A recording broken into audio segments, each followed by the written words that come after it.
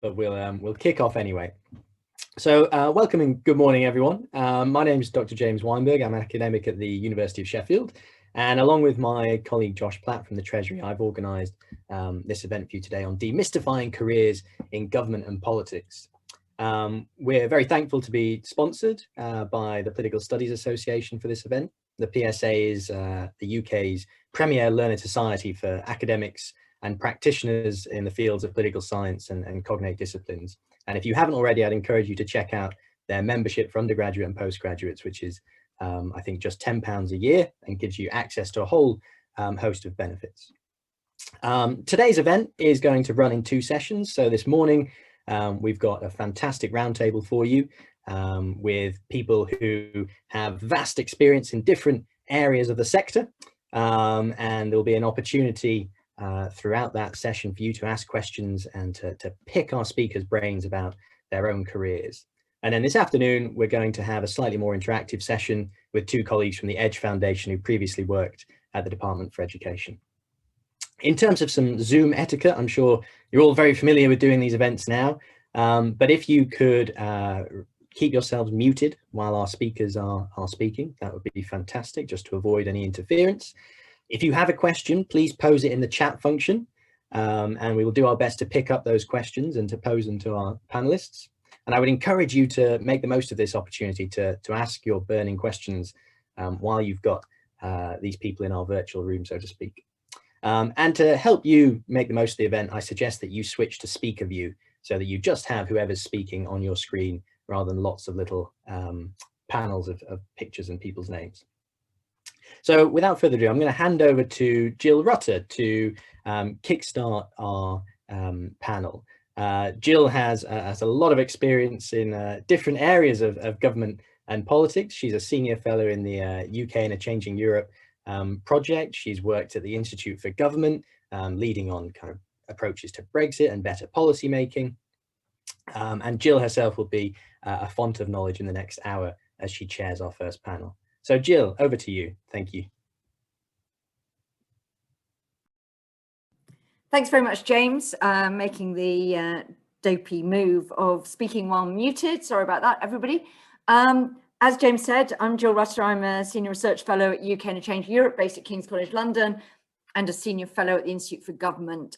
So I'm very happy to take any questions from you about think tanks. And I also used to be for a long time a civil servant, including at the Treasury, which means I can pick up questions about the Treasury, but a bit out of date, because very unfortunately, Kat Little, who we hope to give you a more up-to-date view out of the Treasury, is bound by the government's observance of national mourning for Prince Philip and can't join us today. But we do have a top panel of other people. I'm just going to give you their names, because we're then going to get them each to kick off just by telling us actually what their career was, what they did.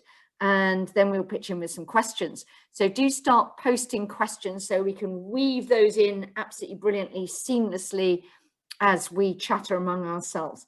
So our 3 top panelists we're bringing you are Tanya Abraham, Kat Smith, and Tom Fletcher. So let me kick off by going first to Tanya. Tanya, we're talking about demystifying careers in government and politics. So what's your career in government and or politics? Tell us a bit about what you do and how you got into it. Thanks, Jill. Hi, everyone.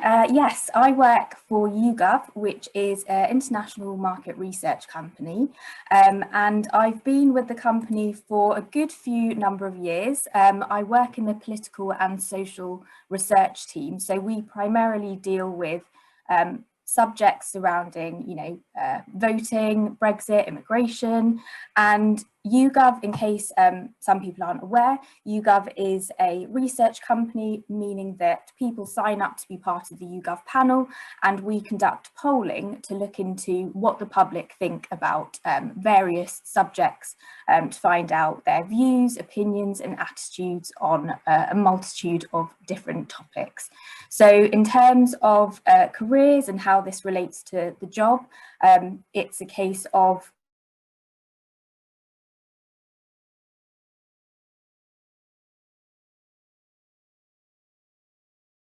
particular to polling and the wider kind of public research industry. Okay, thank you very much, Tanya. So you did economics and international relations. Let's move on to Tom Fletcher.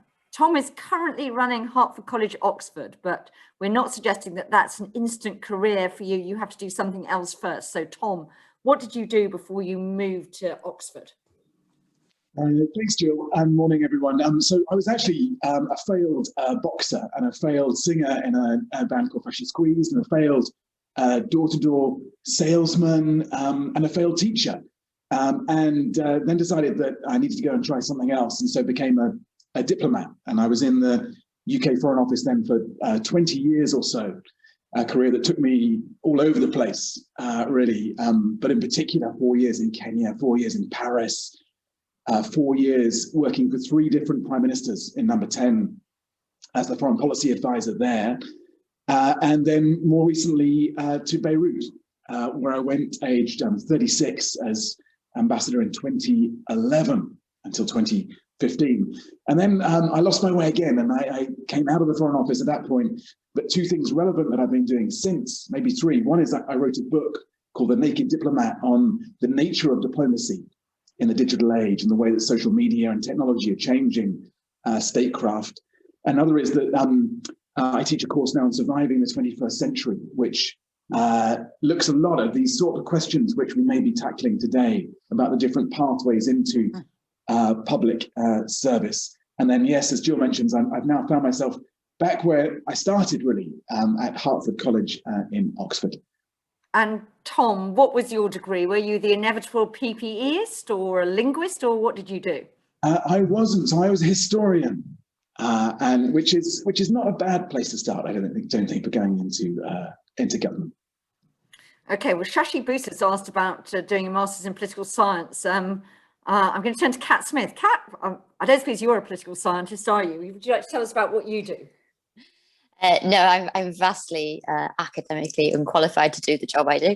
I'm a member of Parliament for the constituency of Lancaster and Fleetwood. It's a role I've held since 2015, so 6 years, 3 general elections. If you want a career as a member of Parliament, there's no contract and there's no job security, and you can be sacked with pretty much 6 weeks' notice. So I don't think I'm necessarily selling it to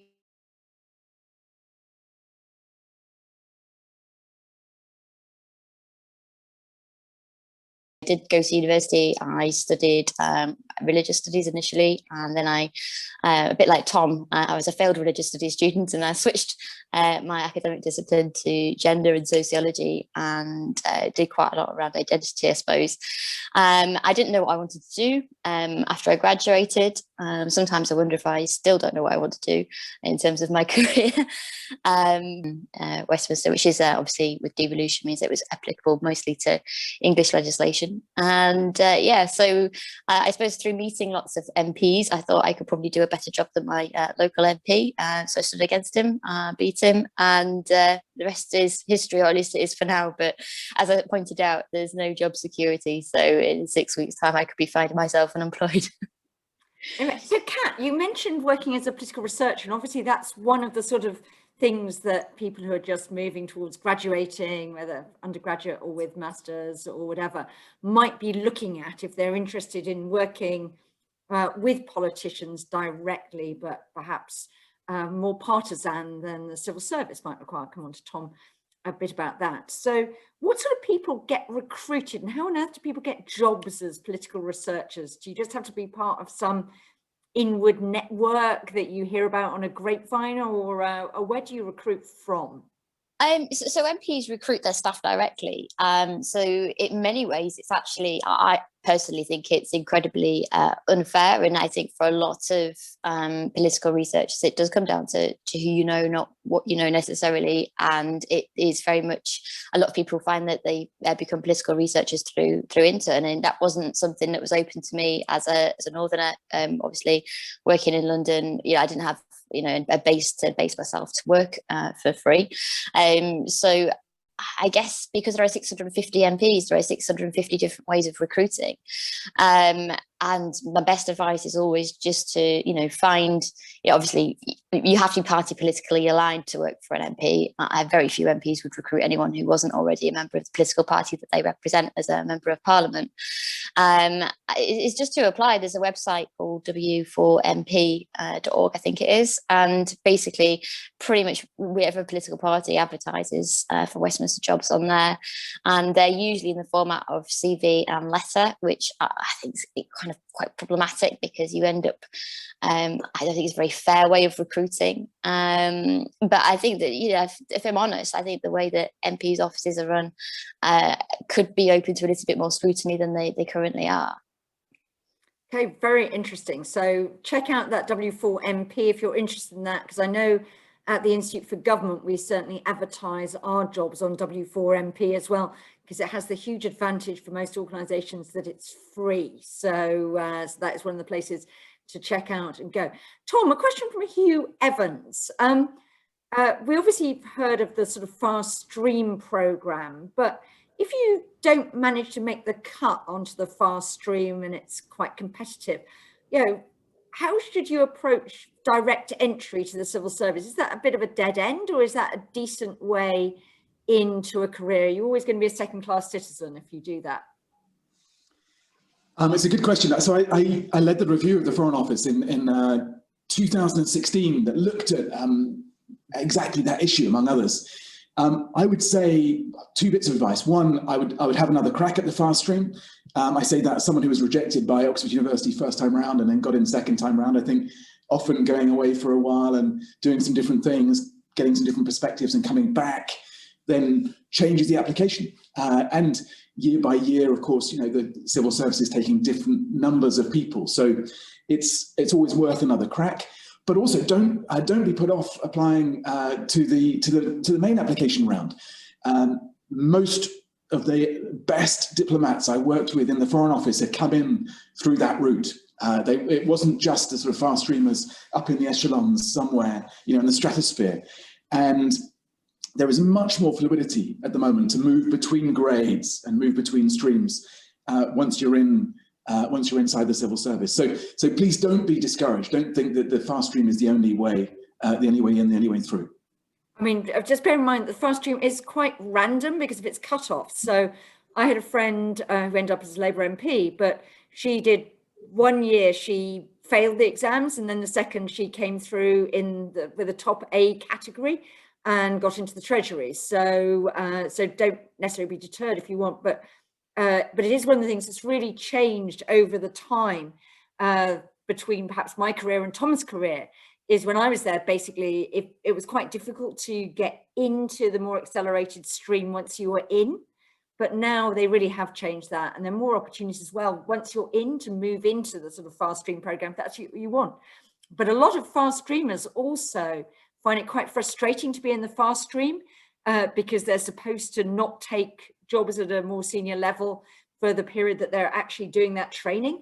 And they keep on getting tempted away by departments who say, we can pay you more, we can give you a secure job, why don't you come and work for us? And that's always a source of tension because fast stream tries to keep them trapped. Tom, there's a specific question for you about how you initially got your foot in the door, given your career of serial failure, which was quite interesting. How did you personally get in? I think probably the failures helped, actually, because each failure teaches you something new. The specific way it worked was that I applied from my final year studying history here at Hertford. I trundled along to the Career Centre, picked up a leaflet. At the time, I didn't really have a strong idea of what I wanted to do. I often say to students now, don't panic, in your particularly first, second year, that you need to have all this mapped out. And so I applied then to the Foreign Office. The process in those days took almost a year to get through and was pretty arduous. You had to go through several assessment centres, some exams right at the beginning of it. And at every moment, I was convinced that would be the moment where I fell. I seem to be surrounded by these very talented, extraordinarily eloquent folk who could speak 18 hard languages and so on. And so gradually staggered through those processes. There's also, by the way, particularly for the Foreign Office, but actually for some other bits of government, towards the end of that process, a vetting part of it, which is, you know, when you're coming out of university, also quite intimidating. I don't know, Jill, whether you experienced this as well, but where basically the Foreign Office goes off and looks at a lot of the experiences and relationships you've had over your life, basically to make sure you can't be blackmailed. They don't really mind too much if you might have done some things slightly off-piste in life, but they want to make sure they know about it before the Russians or others do. So that's built into that process. But please don't be, if you get to that point, don't be too intimidated by that. It's there for a very good reason. But that's how I got my foot in the door, as you put it. And is there any point that Polly Tyron's just asked, final question for you, is there any point in applying to the Foreign Office if you're not a good linguist? Yes, there is. Yes, there is. I mean, so I applied not being a good linguist. I'm still not a good linguist, but the Foreign Office puts the time aside then to train you up, in my case, in Swahili and French and Arabic. It helps if you've got the aptitude, but I think it's much more important to have a curiosity about other cultures, a desire to learn than to arrive, you know, speaking Thai. Okay, so that's good news for those that haven't studied Thai at university. Tanya and Kat, we've got a question from Emily Lindelau about, she's a third-year politics student who wants a career in think tanks. I just wondered, you know, you're not quite in sort of think tank world, but you're sort of near that. I mean, what are you looking for in terms of work experience? So Tanya, at YouGov, what do you expect people to come from? Would you just recruit people who are interested straight out of university?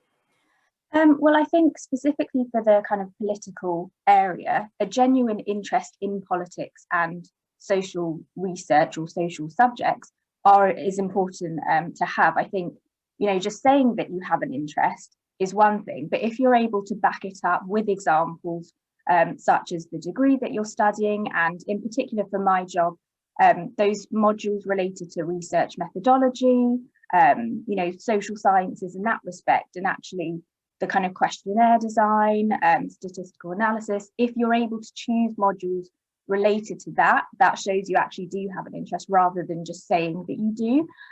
It's very easy for, you know, many people to say that there's a you know, a rough or vague interest in many subjects without having to back that up necessarily. So I think that's really important to have.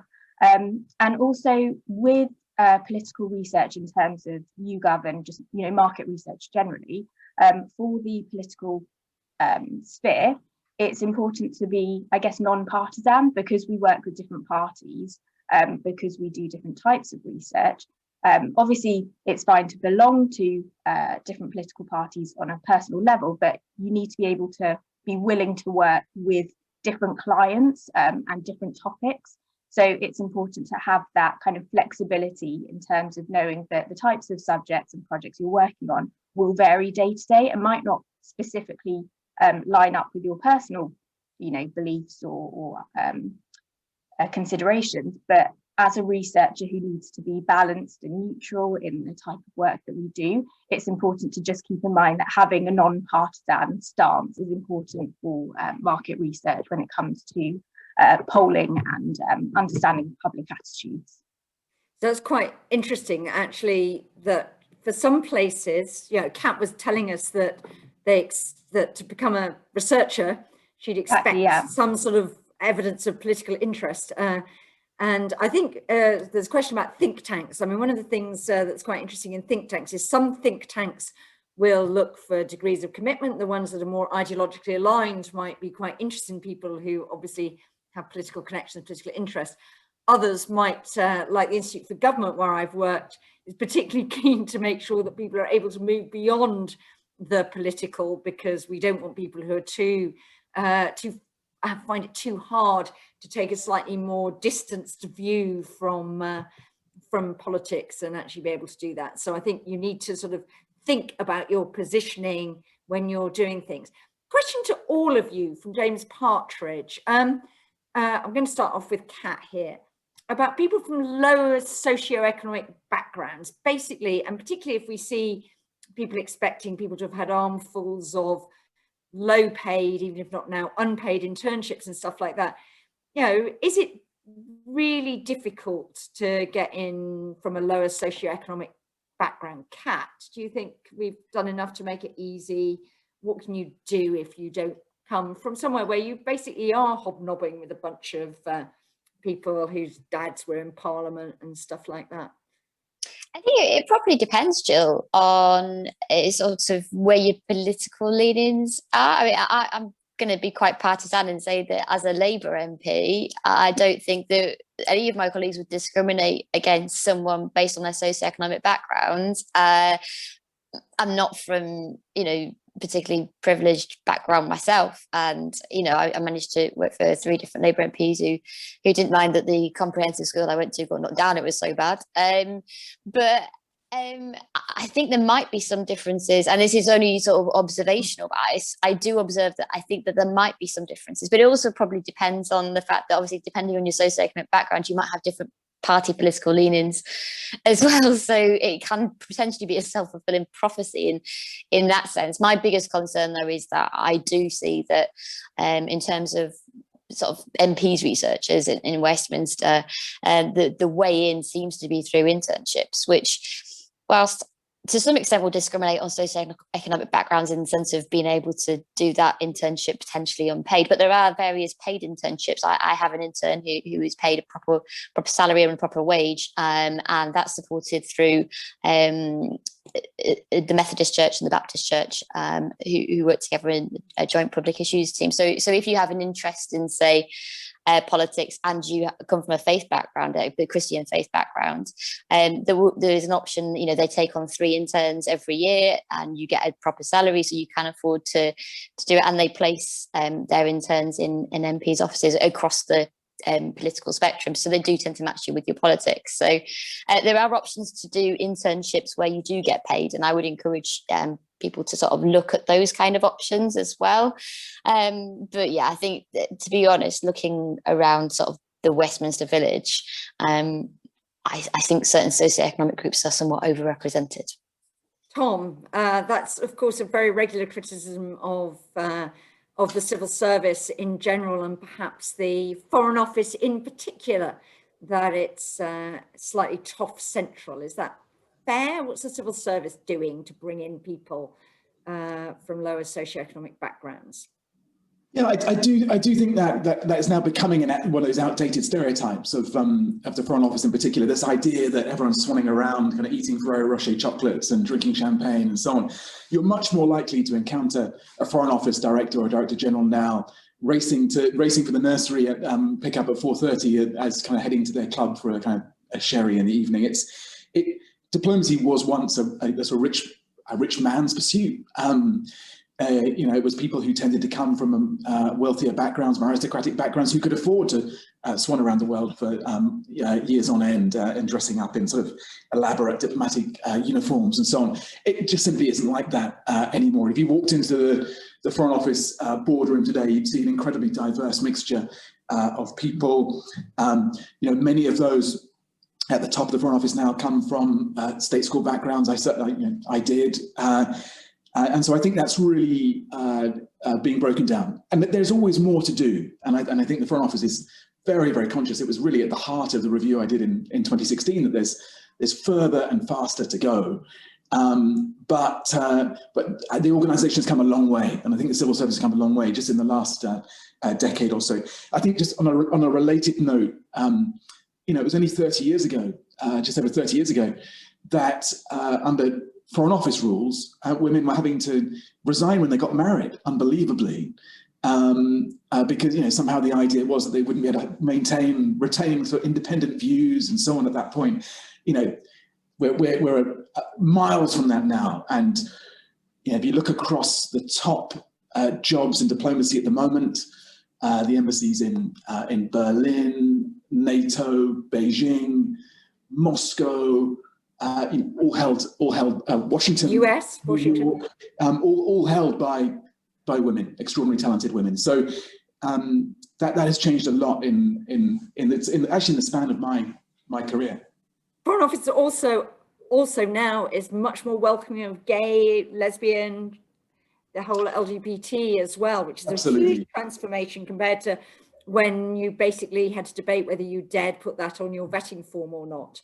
Yeah, I mean, that's another big change. And a lot of much wiser and more senior diplomats than me have spoken very eloquently about, the challenge that faced them. Some of our former ambassadors who had to hide their sexuality because in the past, again, coming back to my earlier point about blackmailing, it was perceived as one of those secrets that somehow you had to hold back in case hostile governments could somehow use it against you. That has fallen away now. And I don't think you'd see many organizations more enthusiastically embracing the effort to fight for LGBTQ plus rights. And one of the things, of course, the civil service is now doing is embarking on a plan of dispersion with the aim of trying to make jobs available in other parts. So there should be a branch of the Treasury opening in Darlington. The Cabinet Office claims it's going to relocate some jobs to Glasgow and things like that. So the Ministry of Housing, Community and Local Government to Wolverhampton. So there should be opportunities that don't just require you always to move into London. Tanya, question from Callum, and I'm going to ask all of you to answer this one. Is a PhD useful for a career in research, or do you regard it sometimes as a bit of a barrier that people have spent too long focusing very narrowly on one subject? So what's the balance? Do you like recruiting PhDs? Is it a qualification? Or what do you think?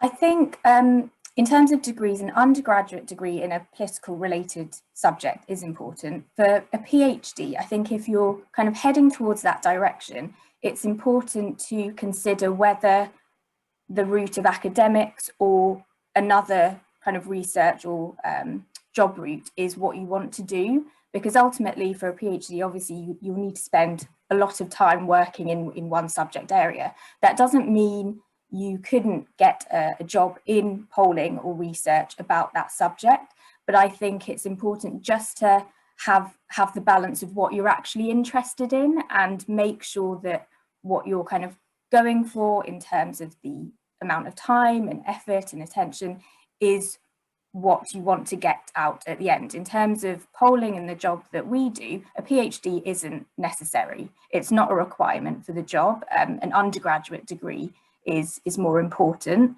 But I guess it's the topic and the subject and the long-term career goal. If you're more interested in research in terms of your own personal research, a PhD would be great. For public polling, it's not as necessary. Kat, are you impressed when someone comes to you with a PhD, or do you think, God, they're going to take a bit of time to adapt to a working environment? To be honest, like if someone applied for a job with me, I don't think I'd care either way if they had a PhD. I think if you want to go into academia, having a PhD is obviously a bit of a prerequisite. But to be honest, not all my staff have been to university. I think there are so many roles in politics which just do not require an academic background, and I would probably look to recruit via actual skills, and some of that will be party political in terms of political campaigning and strategy, but and it'd be evidenced more through sort of voluntary work in a political party rather than an academic route and a PhD. There are other roles I think that it might be useful. So each political party tends to have a sort of central pooled sort of research, and it might be more useful in applying for that, but it's never something I've recruited to. So no, as far as I know, I don't think I've employed anyone with a PhD. Okay, Tom, what's the sort of civil service view of PhDs? When I joined the Treasury, there was a rule that people couldn't use their doctorates. We all called each other Miss or Mr. on our minutes, but if you had a doctorate, you were obliged to hide it. And most of the people we had were people who'd had a brief go at having a university career and decided they weren't fitted for it, and so had joined the civil service a bit later. But what's the view now in civil service of PhDs? Yeah, I mean, I think we all know that sort of Michael Gove quote about, we all had enough of experts, and I think most of us haven't had enough of experts. And obviously I'm sort of standing somewhere where, we prize expertise and value the work that our PhD researchers do immensely. But I think I'm actually agreeing with Kat that, when someone would come to me in the civil service for an interview, the PhD didn't count for so much. Now, there are some jobs where you really need that like deep expertise, particularly more on the research side. And a PhD can be evidence of a real interest in the world and curiosity and an ability to really learn new things. But much, much more important would be the more emotional intelligence skills and experience outside. Are people, do people have that antennae that helps them to understand different cultures? Do they have a sense of vocation and service? Do they have a strong sense of empathy, an ability to put themselves in the shoes of other people?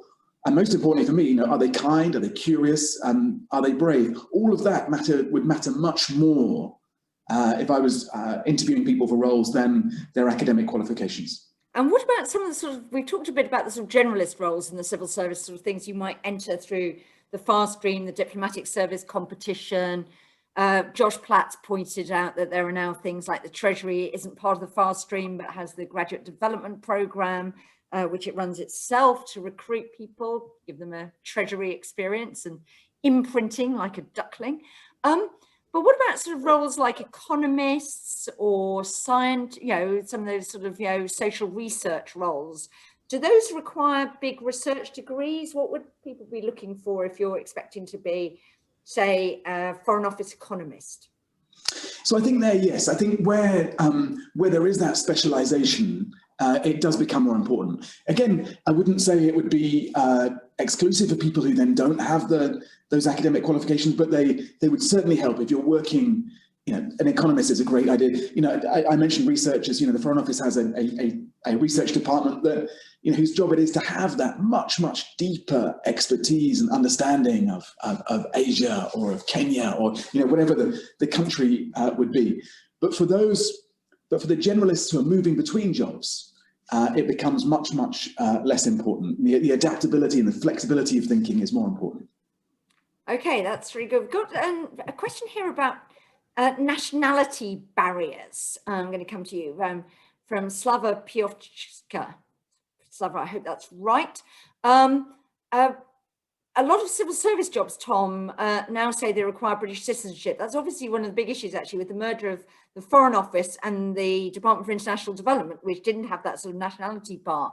Are you up to date with what the nationality rules are now in the civil service more generally? I'm afraid I'm not, Jill.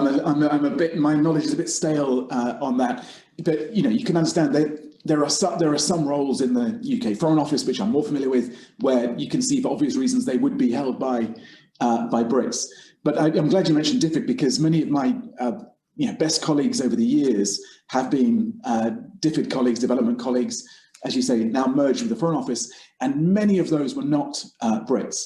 Also, I think another key point here, specifically on the Foreign Office, is 2/3 of Foreign Office staff are not Brits.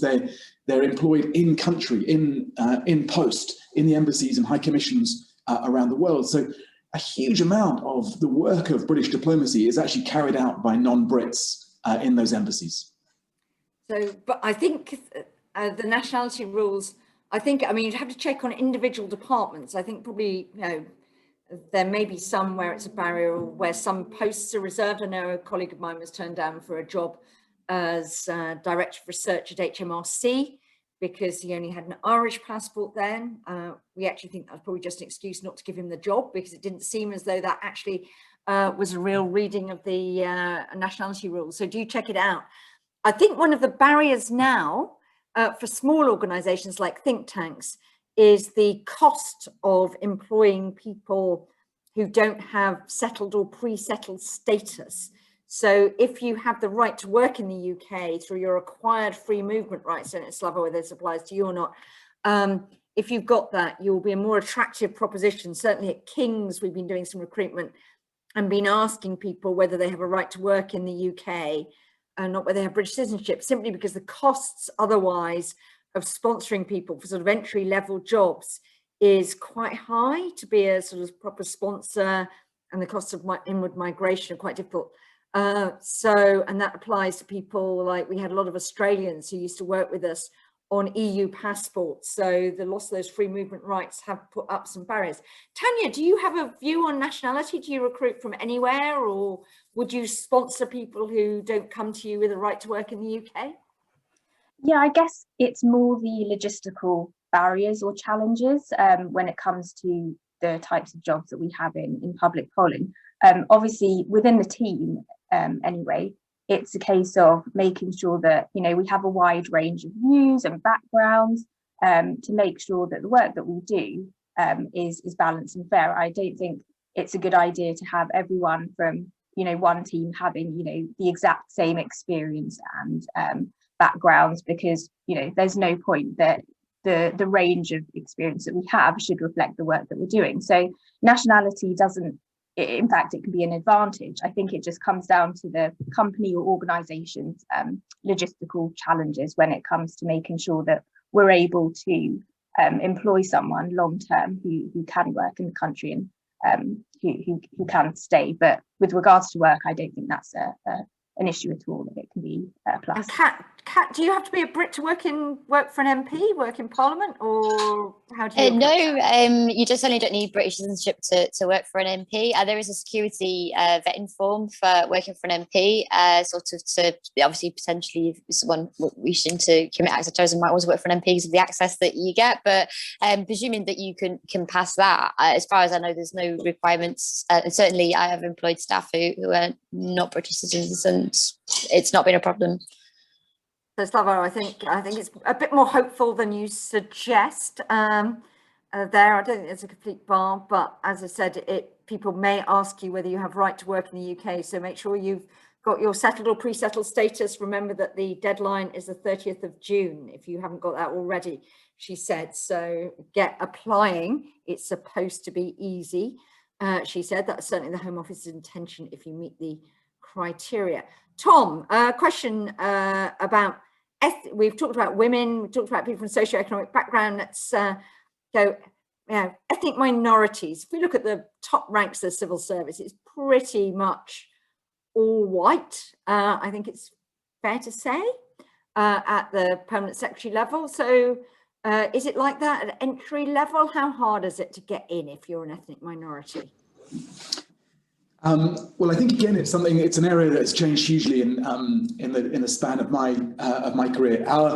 My intake of 12 fast streamers in 1997 was appallingly lacking in diversity. I think all of us can sit here now and think, you know, absolutely unrepresentative of the society that we were there to speak for and represent. So, but I think if you took a similar group now, you would find a much more encouraging picture.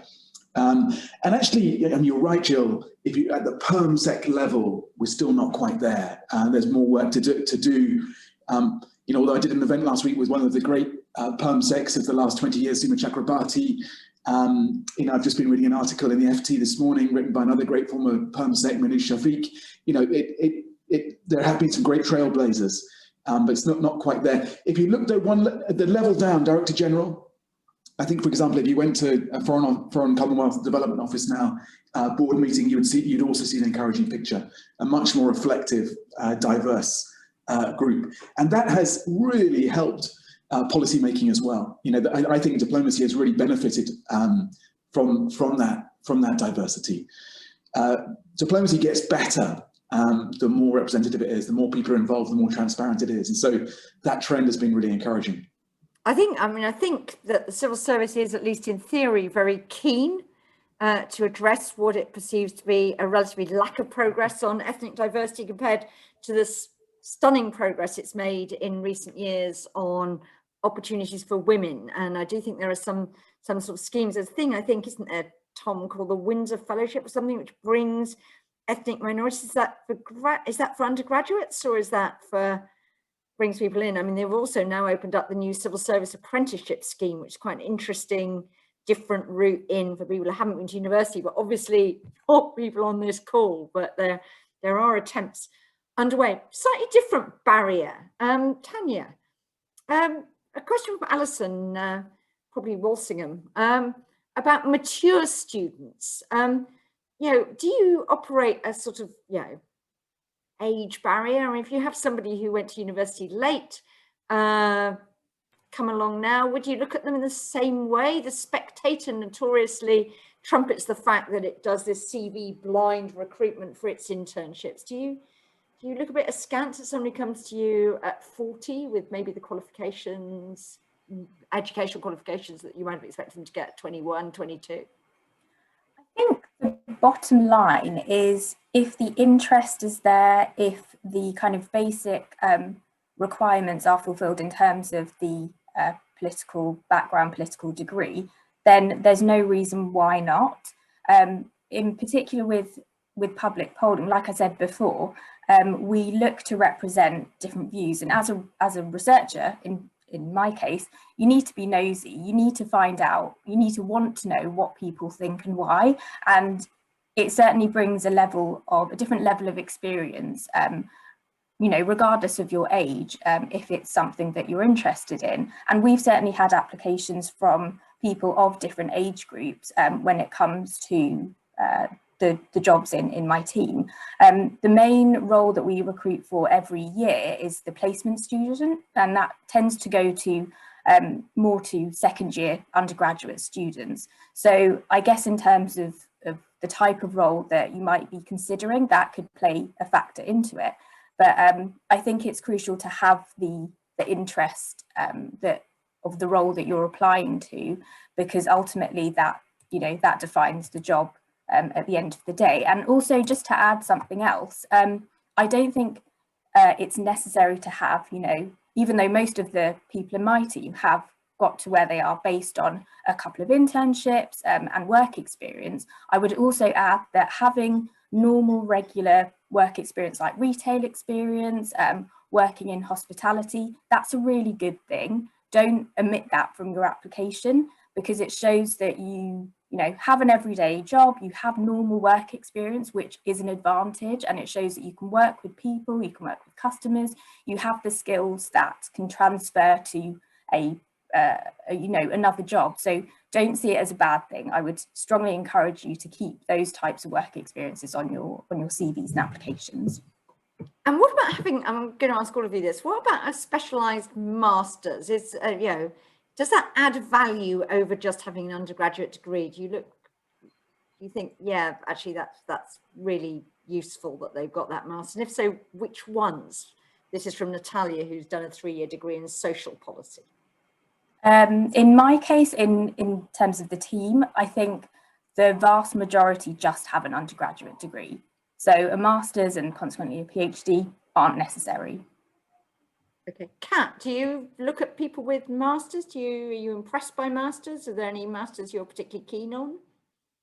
No, to sort of repeat my earlier answer around PhDs, I think that because of the role of an you know, an MP staff team will look quite different to perhaps some of the other sort of jobs in politics. You know, I've got a team that are based across 3 different locations because I've got quite a large constituency. I've got 2 constituency offices which are an hour apart from each other. I've got a Westminster team, and you know, to respond to the earlier question around age, you know, my staff team probably represents most sort of generations. I do think that in terms of sort of Westminster researchers, they do tend to be younger, but I think some of that is frankly because of the quite poor rates of pay that because our salaries, we have to get them signed off through the Independent Parliamentary Standards Authority, and I do think those salary bands are quite low, and people tend to sort of do it as a first step and then go on to something where you can actually have a bit of career progression, sort of salaries increase. So in terms of like specialised masters, I would probably, particularly for my constituency team, look more to someone who had experience of potentially working in citizens advice bureaus or for the local council and understand sort of the sort of local government thing. But the one advantage, to respond to some of the other points which I can see coming up in the chat around sort of, do you have to move to London stuff? I mean, the great thing is with 650 MPs, you can work in politics in any corner of the United Kingdom. And can you be a sort of parliamentary researcher? I mean, you can obviously work in a constituency office, and you probably helps to be based, you know, in the constituency or near the constituency then.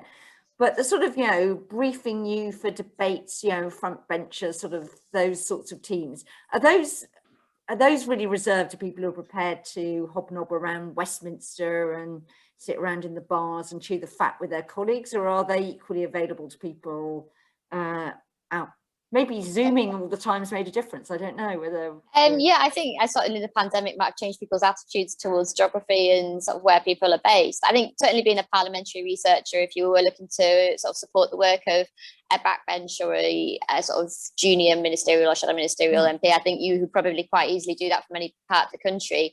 I think there does come a point though, and certainly when I first got promoted to the shadow cabinet, I recruited you were allowed to recruit a political advisor, and I did a job share role with one half of my job share role in Lancashire, one half in London, and I actually thought we kind of got to the point where we realised that didn't work. So there is going to be a level where I think that being if you want to work in Westminster politics, you are just going to have to live in London at a certain point. But yeah, certainly many parliamentary researchers who support the parliamentary side of what an MP do also live in the constituency or area that the member of parliament they're working for represents. So moving to London isn't necessarily a prerequisite.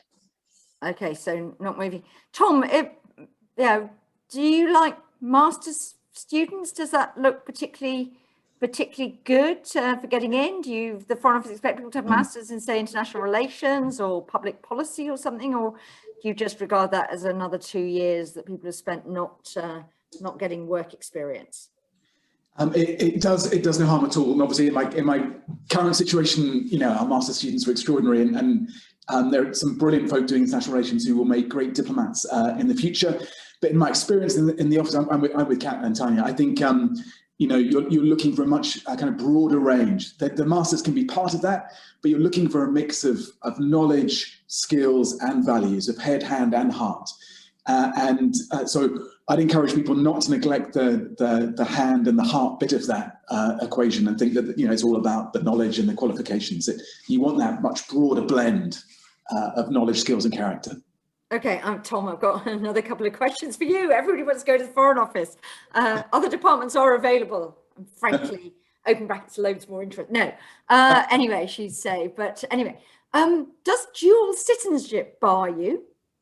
Might depend on where you're dueling with.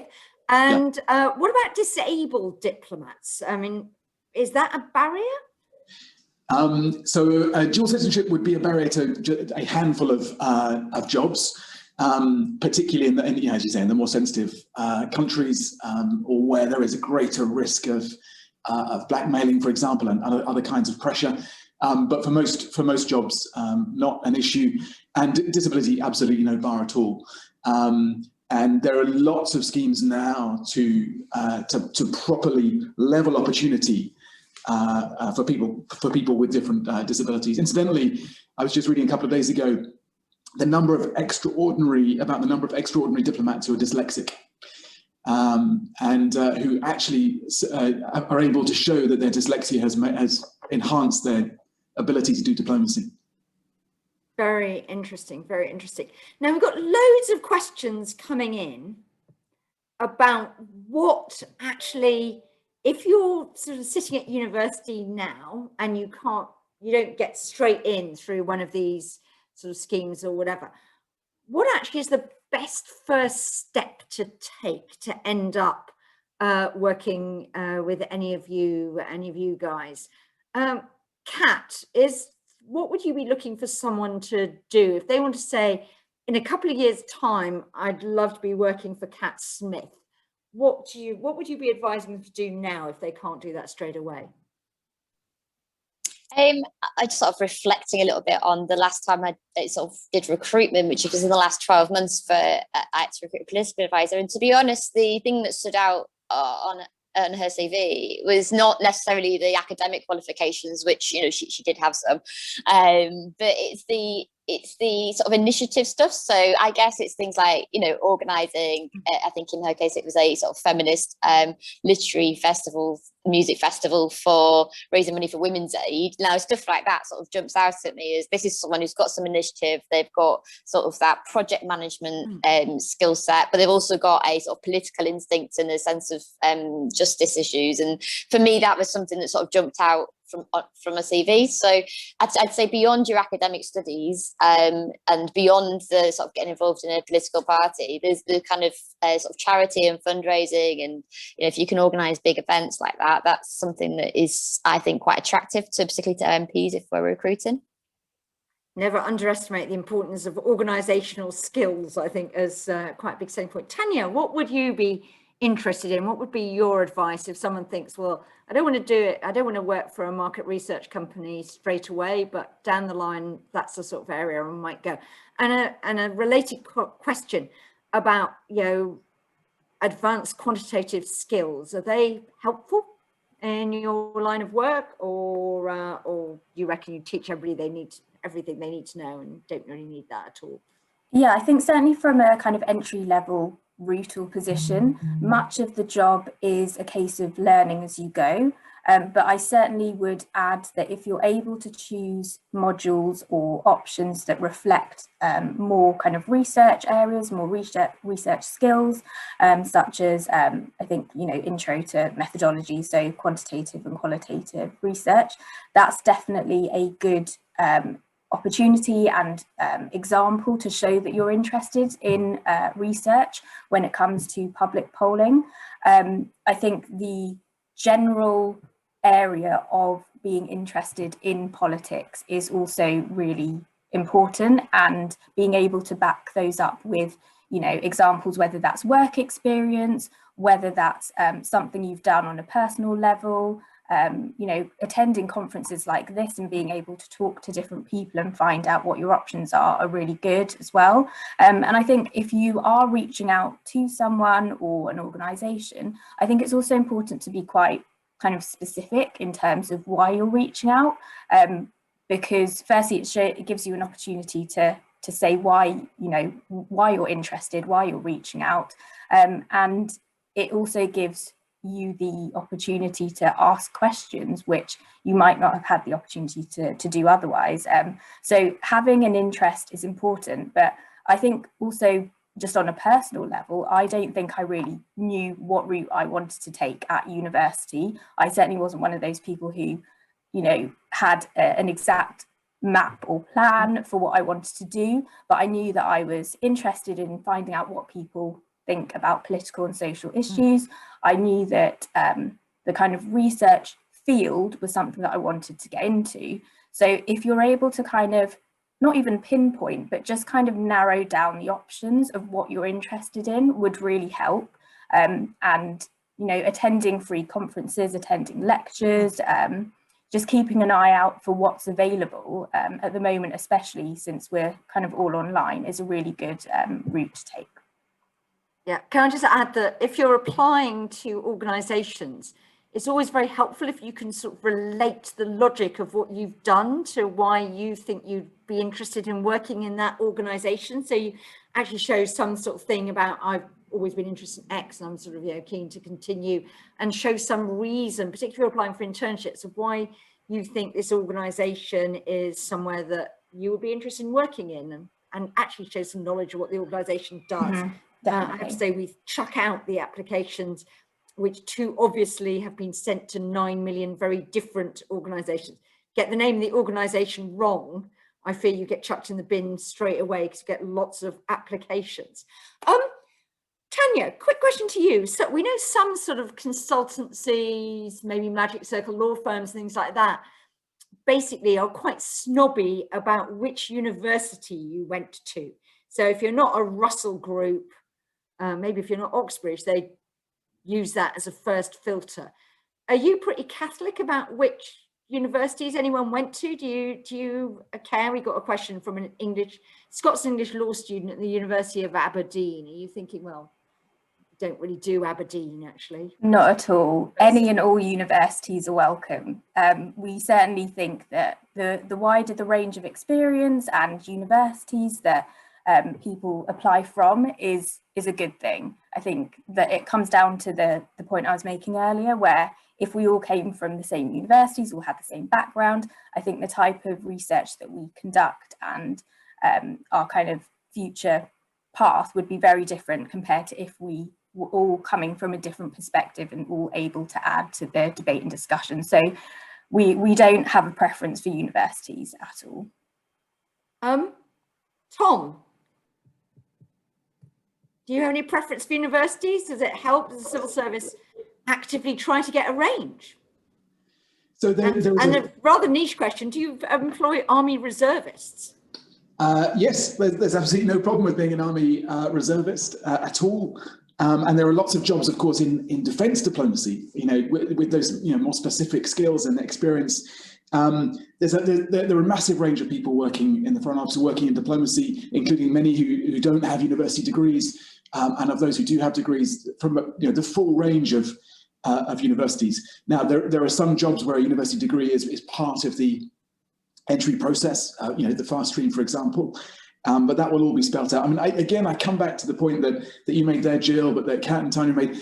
If you're sitting on the other side of the table interviewing potential candidates, you want that sense of vocation. That they've really understood what the role involves, and that they think that matters in the world. In this case, that they think that there's still a role for diplomacy and diplomats amid all the challenges that we face. I'd always be looking for candidates who have the empathy I described, the emotional intelligence. That I'm doing some work on something called global competence, which is really around the way that young people can succeed when they go out into the world.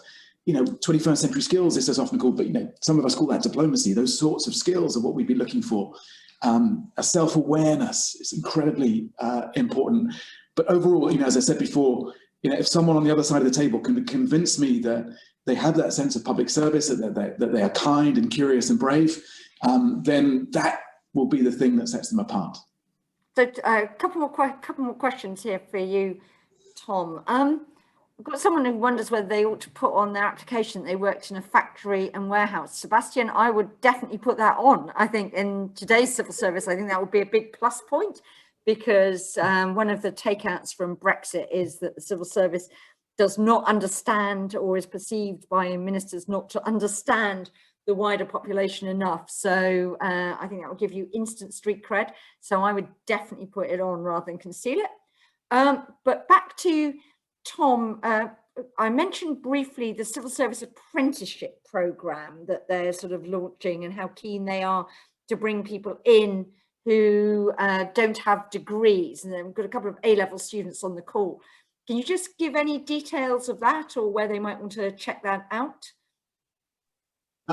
So I would encourage those students to have a look at that scheme. There are all sorts of different pathways in, and I hope that one thing that the last hour has shown is that the academic pathway is only part of that. There are plenty of other ways through. So do take a look at that scheme. Also, I mean, with apologies, because I have to go off and deal with these issues around the return of students or non-return of students in the coming weeks. Any questions which I haven't managed to answer fully, or which we haven't got to, do please send them to me on Twitter at @tfletcher, and I promise that I will answer any questions that I failed to answer so far. But my apologies, I will now slip away. And I can just assert that Tom is very omnipresent on Twitter, so do get in touch with him. He is was known as the digital diplomat, but now elsewhere. So what we're going to do now is, because Tom's got to go, is because nature abhors a vacuum or the two-person panel, is James is going to turn his camera on as well and join us. I'm going to ask a question we have here, which is about, actually, if you're preparing for an interview. So I've managed to get through the selection, my application's not been thrown out. What are you looking for in the interview? Because that can be your first ever job interview can be a pretty terrifying experience. What do you expect? Tanya? I think it's important to look into the organisation or the company that you're applying to. And I think you'd mentioned earlier, Jill, in terms of applications, remember not to include a rival company or organisation in your application. That's happened a few times from the applications that we've received. But yeah, just do your general research on the organisation. What I would also add to that is, don't feel like you should kind of regurgitate the website information that you found out, because that just looks like you're reading from the website essentially. So it's just important to have an understanding of the organisation. I think when it comes to the questions, obviously it's hard to tell what you might be asked in an interview, but just try and relate your experience and your knowledge to answering the questions. But also remember, it's a chance for you to kind of feel out what the organisation and the people that you might be working for are like.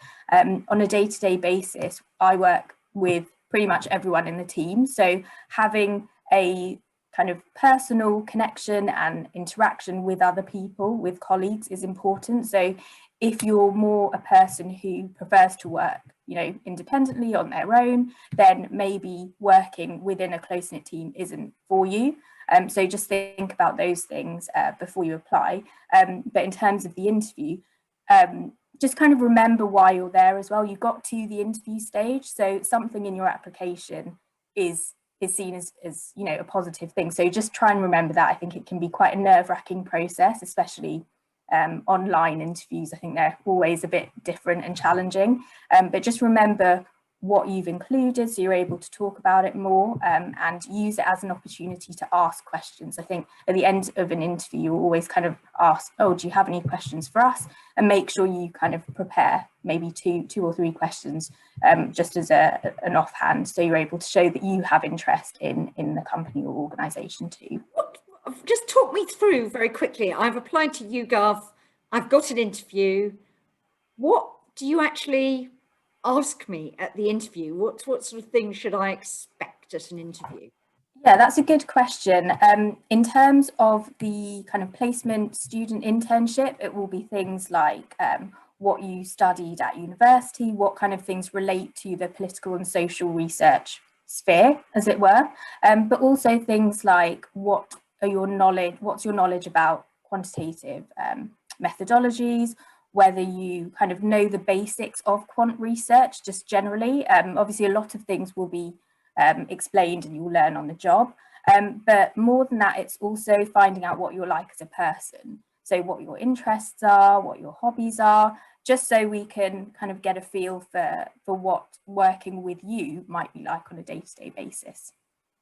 Kat, what's an interview with Kat Smith like? It probably varies massively as to what role someone's expected to play, because an MP's office actually has some really quite varied and different roles, and I'd argue that there are some roles which, you know, you could be very well suited to, but utterly ill suited to other roles. So in terms of interviewing, it does vary massively. I agree with everything that Tanya said actually around sort of preparing.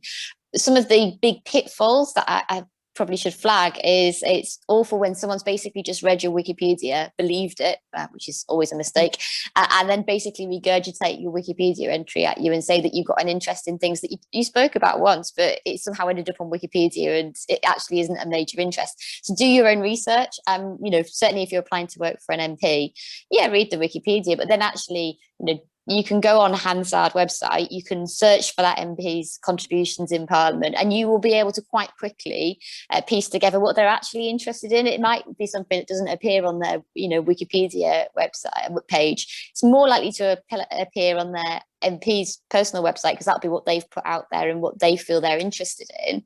But I'd say definitely look through what kind of campaigns they've been championing, and what their sort of style of working tends to be. Are they a very sort of combative politician who's looking potentially for sort of someone to work for them who has a similar sort of mindset, or are they a collaborator? Have they done lots of cross-party work and look to cooperate in order to achieve their political ambitions? Because that might be something that you want to emphasize a little bit more if that's their approach. And you know, are they an MP who's looking to, you know, climb up the sort of career ladder within their party to be a cabinet or a prime minister or something? Or do you perceive that actually they're an MP who's incredibly interested in the community that they represent, and they very rarely speak about, you know, foreign policy, or they very rarely speak about international development? They always talk about, you know, the litter picks that they've done down whatever road in that community, you know, because there are just very different ways of doing the job. So do your research is probably your best advice. Turn up on time,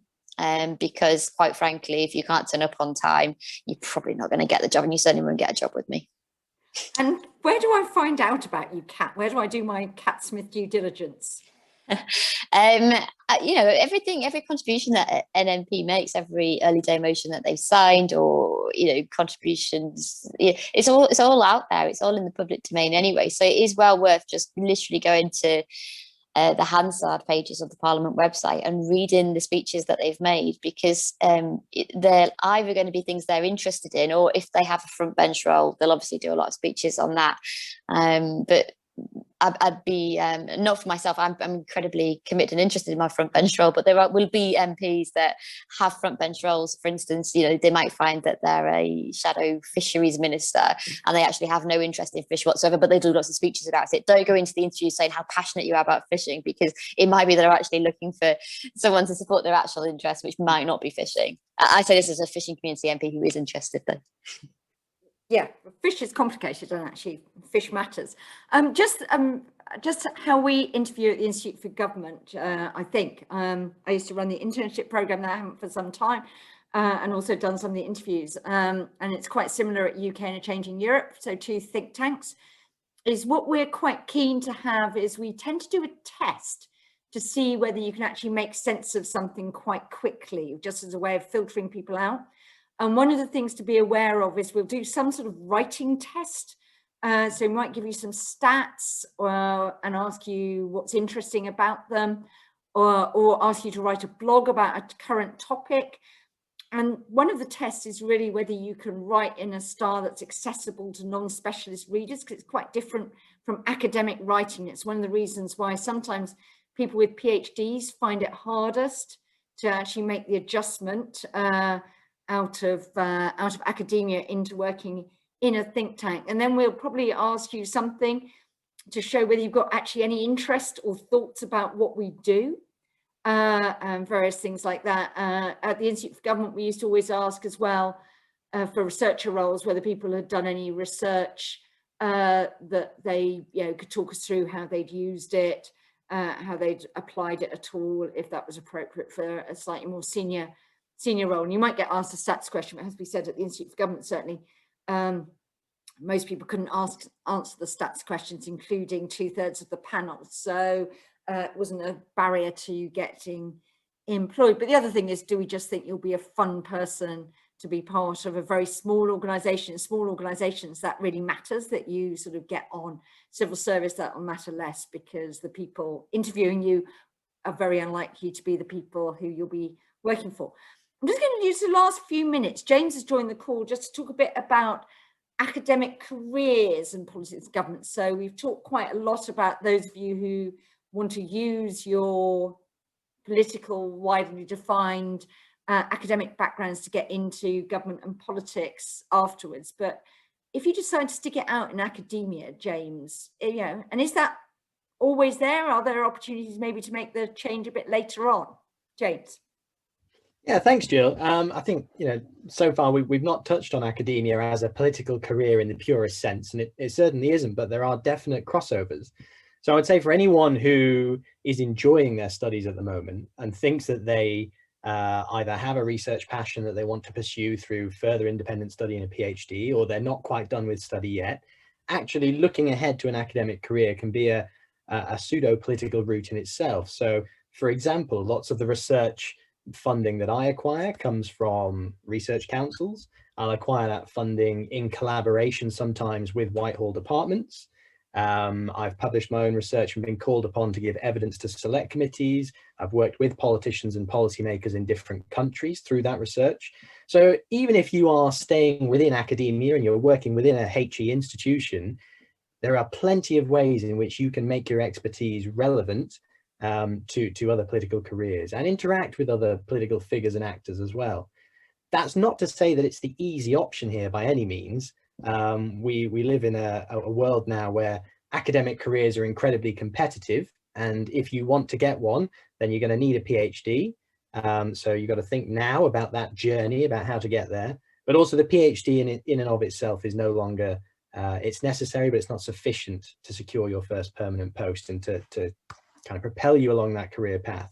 So you've got to be thinking about the other things that you're doing as well, whether you're getting yourself involved as a research assistant on existing funded projects, whether you're getting some work experience in other areas like some of the ones we've discussed in this session and bringing it back to academia to inform your research, and whether you're showing what we might call in academia super curricular potential. So are you going above and beyond what you're being taught on your course now to show an independent research appetite? So there's lots that you can be doing to prepare now. And if anyone does have any questions about how to get onto a PhD program, how to kind of pursue that academic career, which is closely linked to impact in real world politics, I'm happy to answer any questions like Tom via Twitter or email. Okay, so tweet at James. Kat, a final quick question for you from James McKevitt about, just, I think you've touched a bit on this already, but if you're hiring a shadow cabinet member advisor, as opposed to other staff, what are you really looking for in them? Is that the sort of thing where really you are looking for subject knowledge, Essentially, yes. proven research skills? What are you looking for? Certainly, I can only speak within the Labour Party that we tend to have two types of political advisors. So any sort of shadow secretary of state would have two political advisors. One would typically be sort of a media comms kind of role, which, actually having knowledge as a subject is less relevant. It's about how you communicate it to the public. So in that case, probably less so. But the other political advisor would probably tend to have detailed subject knowledge. From personal experience, I have recruited a political advisor who had no experience of working in Parliament or politics or Westminster, but had incredibly detailed sector knowledge that I didn't have, that I needed when I was first in role. More latterly, my current political advisor had very little knowledge of the sort of sector that I'm covering, but has had phenomenal knowledge of parliamentary procedures. And so it does just sort of depend what that shadow minister is looking for at the time. But yeah, generally speaking, there is sort of two strands of political advisors: your comms and communications and stuff, media management. So experience of working in the media would be helpful, I suppose, for that. And then the more sort of policy side of things. I mean, you can sort of stack up these jobs as well. I mean, for example, one of our very recent interns at the Institute for Government has just gone off to be an advisor now on international trade to Emily Thornberry, who is the Shadow Secretary of State for International Trade. And he worked on our Brexit team, applied his knowledge there and managed to get there. We also have huge numbers of people from the Institute for Government who use it as a stepping stone into the civil service at multiple levels, some into the fast stream, some into the graduate development scheme at the Treasury. I think we've got a huge big Treasury network now, but also people who go in at lower levels into direct entry jobs, or slightly more senior people who go in. One of our guys who left 2 or 3 years ago, has gone via the Department for Exiting the EU to working on COVID strategy, and is now one of Boris Johnson's private secretaries. And if this isn't being recorded, I would say he actually started off life as a Labour political advisor. But anyway, so you can have a multiple career. So these things are not necessarily alternatives where you're only choosing one. They can be stepping stones to each other. I'm going to call it a day there. Thanks very much to Tanya, Kat, James, Josh Platt for doing a fantastic job, Tom Fletcher for being with us.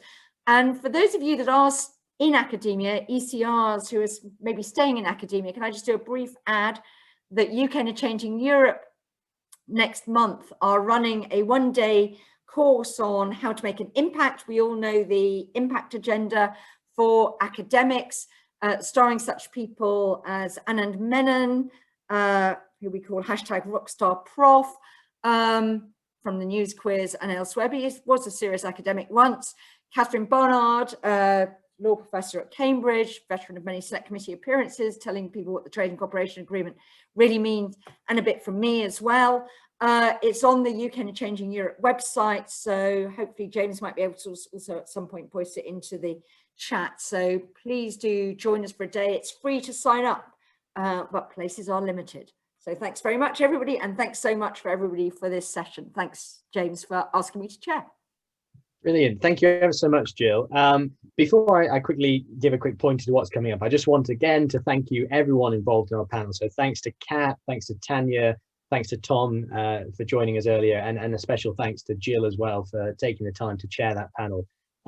Really fascinating discussion. Hopefully everyone on the call has something to take away with them to inspire them as they make their next choice about what to do with their careers. If you're staying with us, then we're going to take a 15-minute break now until 12 noon, when we're going to start a more interactive policy-making workshop with colleagues from the Edge Foundation who previously worked at the Department for Education. So you can either turn your camera off and leave the call on and go and have a quick break, or you can turn the call off completely and rejoin using the same link at 12 noon. But for now, I'll say goodbye, and thank you very much for joining us for the first session.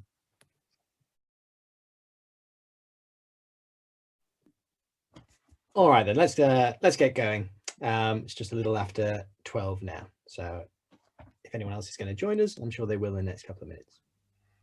Hopefully you all enjoyed this morning's roundtable. It was a real pleasure for me as well to hear from our speakers, and I'm incredibly grateful that each of them gave up their time this morning. Hopefully you've got a few ideas and questions you're going to go away and explore off the back of that roundtable. But this afternoon, you have another opportunity to kind of think a bit more about whether a career in politics is for you, with a specific focus on kind of policy making and what that might look like in real life. So I'm delighted to be joined by Ollie Newton and Elena Wilson from the Edge Foundation. Ollie is executive director there, and Elaine is a policy manager. And the Edge Foundation works on making education and the education system more relevant for young people, so that whatever career you go into, you are fully prepared to reach your potential and make the most of it. So I'm going to hand over to Ollie and Elena to introduce themselves properly and to take you through the next hour or just under in a workshop that they've devised for you. So thank you very much. Over to you, Ollie and Elena. Great. Thank you so much for your intro, James. It's really lovely to be here. I think Jamie's mentioned this in the chat, but we're going to be recording this section so that if anyone wants to watch again, they'd be really welcome. So just to be aware of that. So we're going to start with some introductions. As James says, this is the interactive bit of the day. So I hope you're excited about that. The plan for this session is that Elle and I will introduce ourselves. We're going to tell you a little bit about our work in the civil service and what we think that means for kind of policy making. And then we're going to have a bit of an interactive exercise in breakout rooms at the end, where you get a chance to make a bit of policy and see what it's like. So that's what's coming up. Elena, do you want to start off introducing yourself? Yeah, happy to. Hi all, and it's lovely to be with you all. So I'm Elena. I joined Edge back in the autumn, so lead as our policy manager here.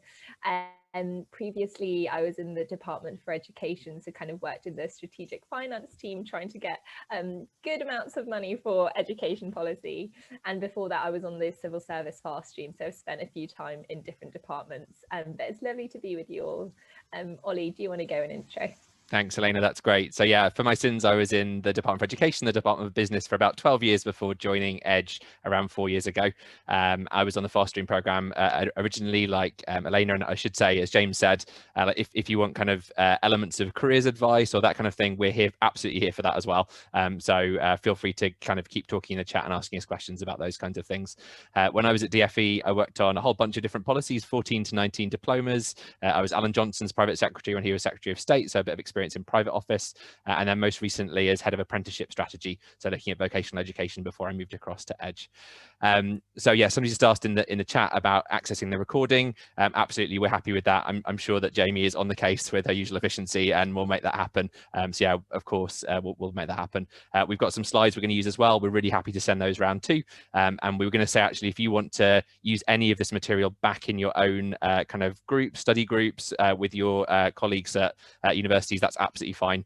Feel free to make use of anything that we're doing today, adapt it. That's the whole point. I was going to say, we want this to be super interactive as well. So Elena and I are going to box and cox on the slides in a moment, and we want to encourage you to put loads of stuff in the chat. So reflections, thoughts on how this fits with what you're learning in your studies, how you think it fits with other kind of policy, general haranguing and heckling, absolutely fine in there, and also anything you want to know in terms of kind of careers in the future. As we kind of switch, we'll try and have one person speaking and the other person answering and monitoring things in the chat. So hopefully we'll be able to kind of pick up some questions there too. So without further ado, I'm going to share some slides and we'll get started with a bit of exciting content. Can you just give me a thumbs up to show me that you can see those, Al? Perfect. Yeah, that's perfect. Great. So it's my job to start us off and just get us thinking a bit about this kind of policy making process. Now, I should say, because obviously you're all studying in this area, a lot of this is drawn from kind of our own experience. So these models and these ideas are kind of coming from things that we've experienced on the ground, not so much from the kind of academic literature. So if there are things that don't fit with that, that might be of interest in itself. So feel free to flag that in the chat as we go through too. So we thought we'd start off by saying a little bit about kind of the areas that drive policy on the ground. And for us, I think there were three kind of key things that really stood out here. Of course, as we all know, there's that really strong block of manifesto-driven policy. So, you know, general election manifestos for the key parties, key commitments being made there and developed by civil servants. And often, as you'll know, those manifestos can contain a lot of material in a really short space of time. So when you're looking through them, there might just be one sentence that tries to capture that party's position on your policy area, and you've got to do a lot of adaptation. During that period of sensitivity, the purdah period during elections, contrary to the jokes from our friends that civil servants have all got their feet up on the desks, that's absolutely not true. That's a really busy time, and people spend a lot of time going through those manifestos, understanding what parties are saying and getting ready so that we, on that first day when the new Secretary of State comes through the door, we can be ready with that brief saying, welcome Secretary of State, we're very happy that you arrived in the department, and here's the first kind of our first take on the policies that you put in your manifesto. So that's obviously one of the kind of key drivers of policy.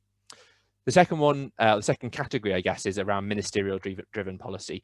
And this really covers kind of two key things. Obviously, you know, as we've seen with COVID, you absolutely can't predict the next 5 years, and not everything that a government wants to do is going to be in their manifesto. So as they kind of run out of rail track on the things that they've said they're going to do in their manifesto, ministers are obviously going to have a much bigger role at that point in helping to drive policy for their department.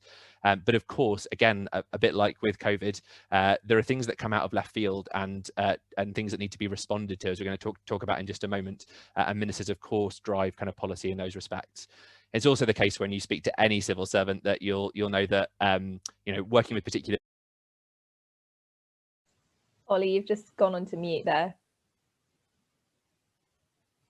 Thank you very much. I don't know what happened there. Thank you. Glad that you're taking note and keeping me on track. Ministers obviously are their own people. They are, if they're in the Commons, they are MPs as well, so they'll have constituency issues too. Lots of things driving their views and lots of things driving about what they're passionate about, and so they'll want to kind of push forward particular areas of policy. And the third area, I guess, is an area that's maybe a bit more controversial from the literature, because I guess we're told that, you know, civil servants can't make policy. But actually, in reality, of course, we're all human beings, and civil servants, particularly senior civil servants, will have quite a lot of opportunity to influence ministers' thinking. There's also lots of areas of policy that, let's face it, are really important but less glamorous. One of my former colleagues works on regulations around washing machines in bays. Now, none of us want our washing machine to blow up. We all want it to wash our clothes, so that's really important, but it's not an area that's going to be setting the world on fire or making headlines. So in those kinds of areas where things need updating, where like good governance, kind of material from international bodies comes through, those are all areas where, you know, civil servants might really be in the driving seat of kind of making sure that things are happening properly and making sure that things go through smoothly. So that's a bit about what drives policy. I wanted to say a little bit about where policy originates and give you some examples from the work that we've done in education. And then I'll ask Elena to kind of add anything and take us through the next couple of slides. So in terms of areas where policy originates, one key one, of course, is the party machine. That's both in terms of developing the manifesto at election time, but also more generally, obviously, there are individuals within the party who are kind of driving that policy agenda, and they kind of come to the fore within individual departments as the special advisors. So obviously, I'm sure you know a lot about their work, but those special advisors are members of the civil service, but they are given us a kind of specific get out clause around kind of political impartiality, which of course is really important to most civil servants. So they remain members of their party, they campaign in local elections, they are directly supporting their ministers, but they have a really important role in kind of being the conduit for their ministers and their party's will in the department. And they can be a great source of kind of useful help for civil servants in terms of understanding how things will go down and really getting that kind of political sensitivity right. They also play a really important role in things like speech writing, which Elena and I have both done in our careers, where the civil servants will put together the facts and the content for that speech to put together the government's position, but they absolutely can't and shouldn't be putting in the bits that we all hear in PMQs about, you know, what the last government did wrong, what my, you know, the honourable person on the other side of the house messed up last time. That's not the role of civil servants, but it absolutely is the role of special advisors. So much maligned as they are in the press, you know, from my point of view, they have a really important role, both in their own right and in keeping the kind of role of the civil service kind of as clean and pure as it can be. Where else does policy originate? Well, international examples is a great one and a great source of really good ideas. It's interesting to see how ministers and civil servants interpret those. There's a lot of literature in this space which compares policy borrowing and policy learning. Some of you may know about it. Policy borrowing describes where people are tempted to go to other countries and think, oh, that looks like a really good solution to my issue. I'll just grab that and stick it into my context. And then they're always surprised that it doesn't really work. Whereas policy learning is about really understanding what drives that policy and adapting it so that it fits into your own environment. There's something that we've done a lot of work on at Edge, and we're really happy to say more about. But a counter example of where perhaps it hasn't worked so well would be something like the apprenticeship levy. So this is a tax on employers to fund apprenticeships. It was something that ministers at the time saw working really well in Germany and Switzerland and Austria, countries that have a really strong heritage in apprenticeships, and thought that would be brilliant if employers want to pay for apprenticeships. And indeed it would be, but the reason it works in Germany and Austria and Switzerland is that it's built on this really strong community of small businesses with a real stake in the system, and they are in a sense choosing to pay that levy through their chambers of commerce to pay for the training in their organizations. So although on the surface it may look the same that we've introduced this tax, actually the incentive structure is totally different. And whereas there it's kind of voluntary and about them kind of buying into the system, here it feels to them like it's been imposed. And so their immediate reaction was, well, how do we get that back? How do we reduce our tax burden? Just like they would with, say, business rates, rather than thinking, oh, what a fantastic opportunity to invest in training. So yeah, hopefully an example there of something that really is really well meant from every side, but actually because it was not really adapted and just taken kind of wholesale from this national context, it hasn't really worked the same in terms of the kind of impact. External events, of course, drive policy making in lots of different ways. I like to tease our former chair, Lord Baker, because he was actually in power for the kind of archetypal example of this as a negative, which was the Dangerous Dogs Act, for those of you who've read up on your literature, where it was one of those situations where, of course, very sadly, a couple of dog bite incidents had happened within a short space of time, and the view from the kind of press and public was, something must be done, that classic line. And so government legislated and brought in a really complex system of dog permits, which really didn't work at all. And it didn't solve the problem that it was trying to address, but it felt like something must be done. So yeah, external events from COVID to Brexit to the climate crisis, all of that is driving policy making, but it's something that's really important for ministers and civil servants to think about in terms of how to respond to that proportionately and not in a way that you're just doing something to be seen to be doing something. Political influences, obviously the Edge Foundation is kind of in that bucket, so we're trying to find ways to always influence. We often give this presentation to people who are doing public affairs roles in companies and other organizations. There is a huge mass of people out there whose job is to try and influence these things, and actually, as Elle's going to come on to say in a moment, one of the challenges of the role of the civil servant is just how many people around you are wanting your time and wanting to influence your thinking. So there's definitely an important role there. Local initiatives, another really good source of policy examples. So often ministers and civil servants might see something working in a local area and think, if only we could scale that up to the whole country, things would be perfect. I experienced a really positive one of these where we were trying to get more apprenticeships for young people, and a few specific boroughs in the country had managed to insert in their contracts a provision to have more apprenticeships for young people. So when they were, I don't know, building a local library or redoing the roads, they said, this must be done with a certain number of apprenticeship jobs. Ministers quite rightly thought, oh, that's a great idea. If they can do it, then everyone can. And so the role there for us as civil servants was to think, okay, how do we then take that really good idea from Camden and from a few other areas and kind of scale that up so that it's a no-brainer for the rest of the country to do.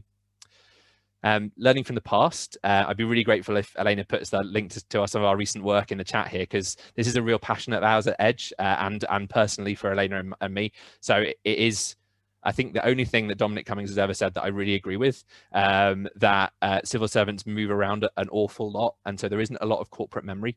To do well in the civil service, you're really expected to move on every 2 or 3 years, and not just within your own department, but to go from education to prisons to health, to have that breadth.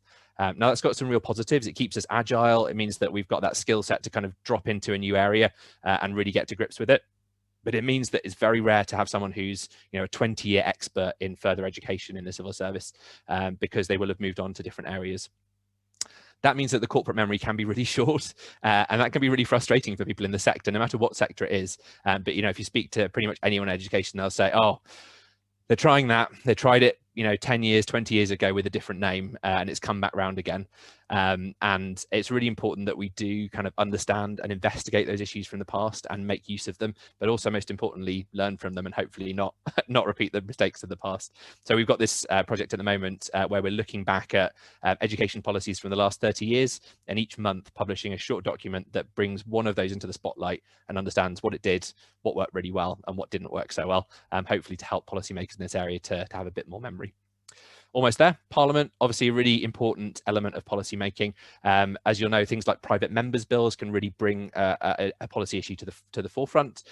Select committees have a really important role in scrutinising departments' work and might highlight a policy that needs to be changed. So a really important element there.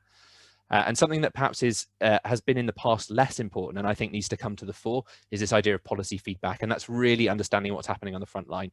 There has never been a policy that worked exactly on the front line like it did in the heads of the civil servants that came up with it. And so it's really important that we continue to go to the front line, understand what needs to be tweaked to hit the policy goal we were trying to get to in the first place. So I'm going to pause there. I've said a lot, and just see if, Elena, you'd like to say anything on this slide before I hand over to you for the next couple. Yeah, that's super helpful, Ollie. I think my main reflection is that it just takes me back to actually when I first started this journey, kind of being on the fast stream. I remember actually being very overwhelmed as a new policymaker, thinking there is so much to kind of take on board as a civil servant. There are so many influences, kind of how do I work through all of this? But it's really interesting. I mean, as civil servants, we kind of have a code. It's based on 4 things, kind of integrity, honesty, objectivity, and impartiality. And a lot of these things that Ollie mentioned sometimes can feel quite kind of politically on fire, or something that could be quite uncomfortable to maybe interact with ministers about. But kind of I found that advice really helpful, because when communicating these lessons, if a policy idea sounds awful, and we have learned from it in the past, it takes someone to try and be able to kind of articulate that.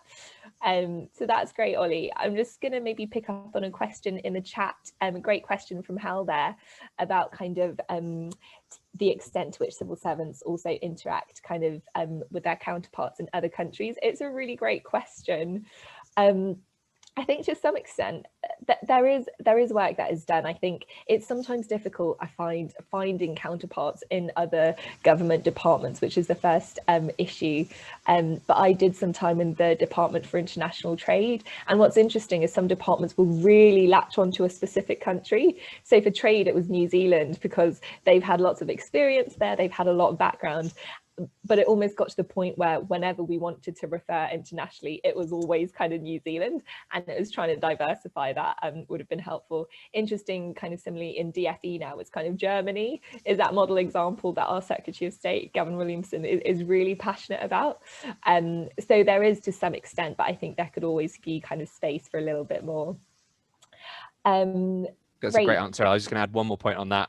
Yeah, you're absolutely right. I think more the merrier, and it's something we do a lot in Edge. But just to bring it closer to home, there's an interesting relationship between England and the devolved administrations, and I guess this is something that we've seen a lot, almost a bit of snootiness around, like connecting with the devolved administration specifically, like ministers being keener to go to Germany than to Scotland, and it's a real passion of ours in Edge to try and overcome that, because actually the UK provides an amazing policy laboratory where we've got a similar labour market, similar values, but very different systems in the devolved administration. So that's an area where we always think it's ripe for comparison and want to make connections. Cool. Over to you, Al. I'm going to move on to the slides. Great, thanks, Ollie, and great question, Hal. So yeah, feel free to pop any other questions there in the chat. So we'll just look now at the kind of main influences on policymakers, and they do have a lot of different perspectives to kind of keep in balance as part of policy making. So we've broken it down into 7 key groups here. So starting on the first top right, we have got ministers and SPADs. So ministers are drawn kind of from the political party who command a majority in the House of Commons. So right now it's the Conservative Party, They're appointed by the Prime Minister and kind of each given a specific area of government policy to oversee. I think we have a lot as well. We've got about 100 ministers in total, so we've got lots across Whitehall. But what I always find interesting here is the kind of delicate managing of personalities. I once did some shadowing in private office for a minister and kind of sending advice to a minister. You're really cautious to kind of present it really well. And it just came back with big fat letters in red saying no across the policy paper. And you just thought, oh, this is going to be really interesting. How do I communicate this back with the policy team? So it's just kind of being aware of those ministerial personalities are always an interesting one. We've also got special advisors who Ollie kind of touched on earlier, but they're political appointees, kind of temporary civil servants who are hired to support ministers, and they give the party political advice that would be inappropriate for civil servants to provide. And SPADs can sometimes be appointed because they are policy experts in a specific field, or perhaps because they're particularly kind of media savvy and their minister really trusts them to communicate that well to the public. I think what's been really interesting as well is to kind of observe in the Johnson government the way to which SPADs are being brought really quite closer to number 10. We saw that through kind of Dominic Cummings being there, so it's just a really interesting to kind of watch that dynamic. Moving on to kind of civil servants, so we have our senior officials. So these can be our senior civil servants. We have kind of directors and deputy directors who are ultimately responsible for a policy work of their team. And then we have kind of director generals who oversee that work and work closely with ministers. And as part of that, it's their job to really robustly kind of stay close to ministers, articulate really well, and just support the minister of the day and kind of the policy teams who they are kind of accountable for. And then moving on to a couple of quite core departmental players. So we have number 10, which is of course kind of 10 Downing Street, the official residence of the Prime Minister. And at number 10, they really do kind of establish and deliver government's overall strategy and policy priorities, kind of communicate that out across other government departments and back in. So it's really the kind of central arm of the department.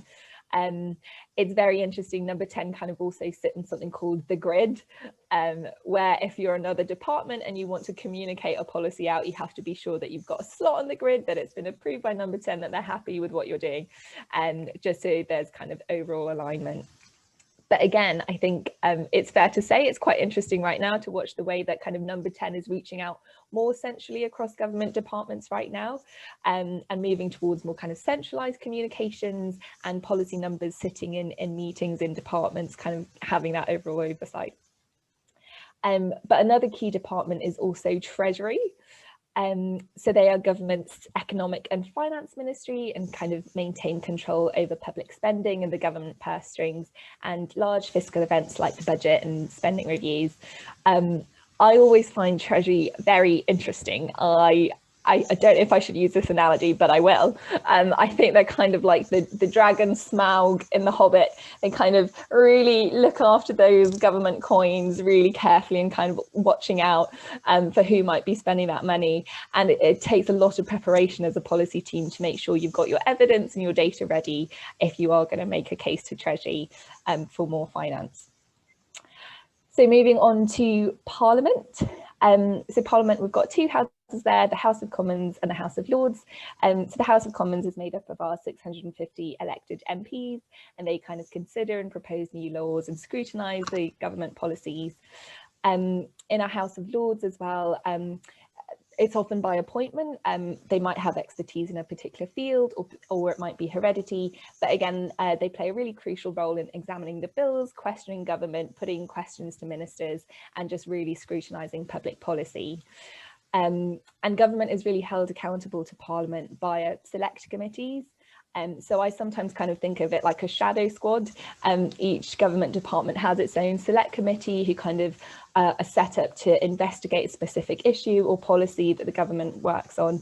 And it really holds it to account by kind of asking for debates, Prime Minister's questions, and lots of other mechanisms. Another key group are stakeholders, who are so crucial, and they are really kind of the real life humans, the people, the groups of societies who will be impacted by policy making. And it's so important to kind of keep them really close to policy making, which isn't always done well. But for example, the DFE, it would be their schools, colleges, universities, but also the learners, the school children, pupils, teachers, the people who are actually using the service. And they can be a really strong ally in helping to provide ideas and examples in policy making, but also to potentially identify pitfalls earlier on. So I think there is a move to trying to kind of be more regionalised and reach out better. I think there's a danger we can sometimes be seen as being a bit Whitehall centric, but there is a move kind of out to speak to people in the local regions to make sure we understand their specific needs. And then on to the last couple. So the media is really interesting to see now a significant level kind of social economic debate happening in the press, but also increasingly now on Twitter as a forum. It can be a really good way for government to kind of share their latest on policy updates, but also a good way for government to really hear back from the public, particularly sometimes if something has gone wrong. You may have seen the kind of the campaign last summer from Marcus Rashford for kind of free school meals for school pupils, and government really had to take a U-turn based on the amount of passion and the importance of kind of making sure school children were well fed. So that was a really interesting example.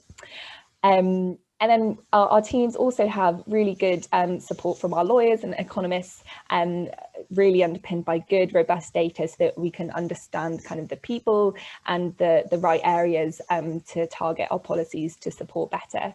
And legal teams also help to kind of transport policy, so it has the teeth, the legal weight behind it, and kind of converts policy, which is kind of a government intention, into real strong, robust kind of legal action.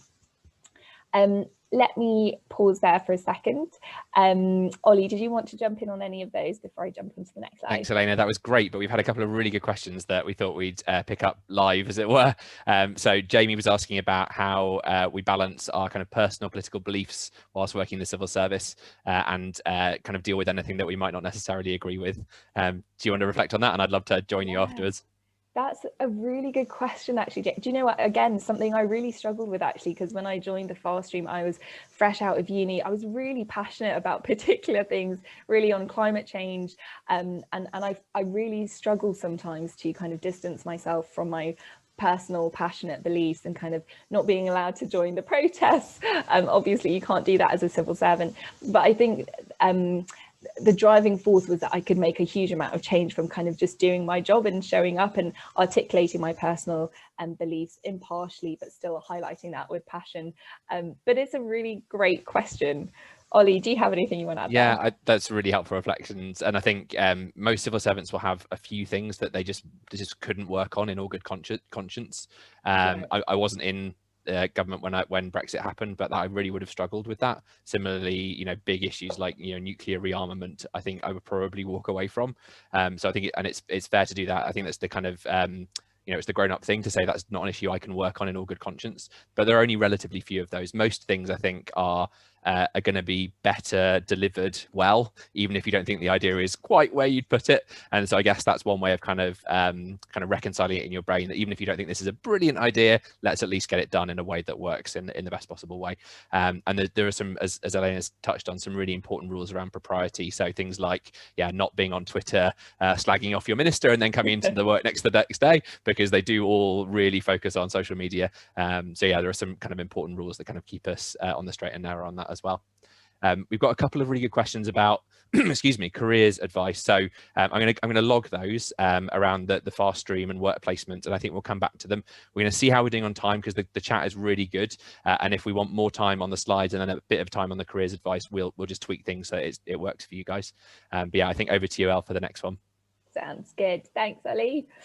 All right, so quickly thinking through kind of how policy is developed. What I love with this slide is that we've presented it really nice and linearly, and kind of it makes really a lot of sense in the step-by-step process. But in reality, policy making can be very messy and fluid. But kind of starting on the left, you often start with research, so kind of understanding and exploring the current landscape with academics and research organisations, just to make sure that the problem is well defined and kind of clearly underpinned by good evidence. You then move on to kind of options development. So here you look at a range of different ideas, a range of different innovative solutions to the problem, and kind of make sure that you've started to test it and explore some different scenarios with your key stakeholders and across department. You then kind of move into the stage of gathering a bit more expert advice once you've started to form your options.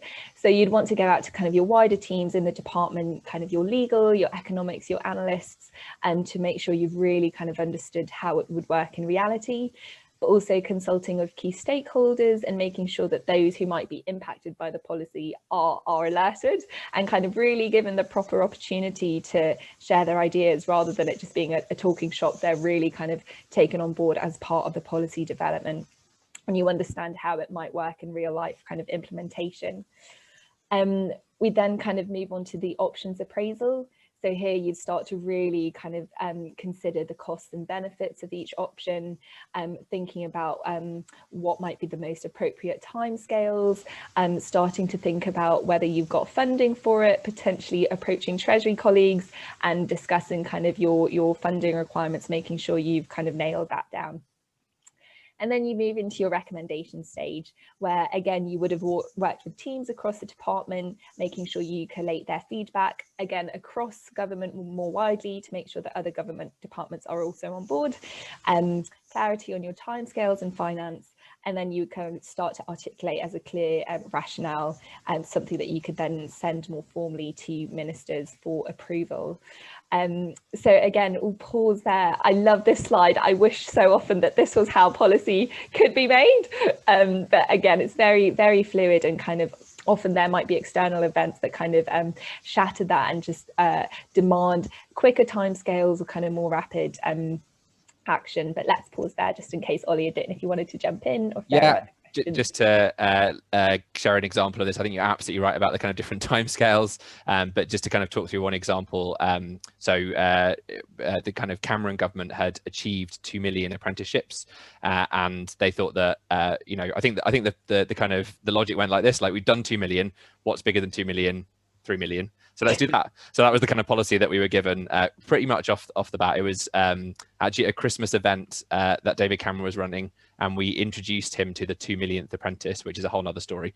And he gave my boss at the time, the director for apprenticeships, this task of delivering another million. So that was kind of the policy that dropped on our desk. And then as Al says, that was a really rapid one. Like, can we have an outline plan like by Monday of how we might do that? So that research phase was like really quick, like who's done this before, which other countries can we look at? Options development was like, kind of not smoky anymore, but like smoky room with kind of all the civil servants around, like, could we offer incentives? Could we, legislate? All those kind of options. Then quick expert advice, as Al said, which ones of those would require legislation, which would require extra funding, which can we kind of tick off because, we can't get Treasury approval at this stage. Quick options appraisal, so that's down to kind of the last few. And then that recommendation, which I'm going to talk about in my next slide, of how that kind of then proceeds through. So yeah, a bit of a quick fire one, but hopefully an example of how that kind of plays out in reality. Cool. I think so there's been several really good questions about kind of routes in. So what I'm thinking is that we'll kind of finish our section, and then the interactive bit we might turn into a bit more of a careers session, because we really want to make sure this kind of works for you all, and you can use it to, for everything that you need. So we're very happy to move on our toes, as we frequently do in our day jobs. Anything else you wanted to say on that, Al? No, that's super helpful. I love your example as well of the rapid turnaround. This is what makes your life sometimes as a civil servant very exciting. If you have a work phone and it's buzzing, you suddenly think, oh my goodness, what's about to happen? So that's a great example, Ollie. Yeah, the number 10 switchboard is amazing at finding people. When I worked in private office, the principal private secretary was in a vineyard in Italy, and she got this call on her personal phone, and she was like, I don't recognize this number. And they were like, hello, number 10 switch, we've got the minister for you. And she was like, like, how did you even do that? Anyway, No hiding. no hiding indeed. So I'm going to pick up the story from Elena there and just say a little bit about what happens at that point of decision. So how do you get from that kind of that point of having that options appraisal, having your kind of recommendation ready to an actual decision that's announced? So what happens is still quite a traditional process, really, and it tends to take the form of a written submission, and that's literally a kind of a stapled set of pieces of paper that is kind of describing to the minister how you got to that point. So really a condensed version of the process that Elena just went through on the last page. So it might say, you know, what's the issue you're trying to solve? Getting 3 million apprenticeships. What were the options you looked at? You know, these 5 things. How did you narrow that down? And then what recommendation are you making to the minister? And then it'll also detail really important things like, you know, the financial impact, if there is one, the legislative impact, if there is one, the impact on equalities. So there's some really key kind of things that have to be considered before it can go further. As that kind of decision and that submission kind of moves up the process, that will tend to go back to the specialist teams that we've touched on. So it will tend to go to the analysts, to the researchers, to the finance team, to the legal team, really to make sure that nothing's been missed. You definitely don't want your minister accidentally agreeing to and announcing a policy that it turns out requires primary legislation, or it turns out has got a massive financial impact that you hadn't kind of thought of. So that's a really important element of this, to make sure that nothing's been missed.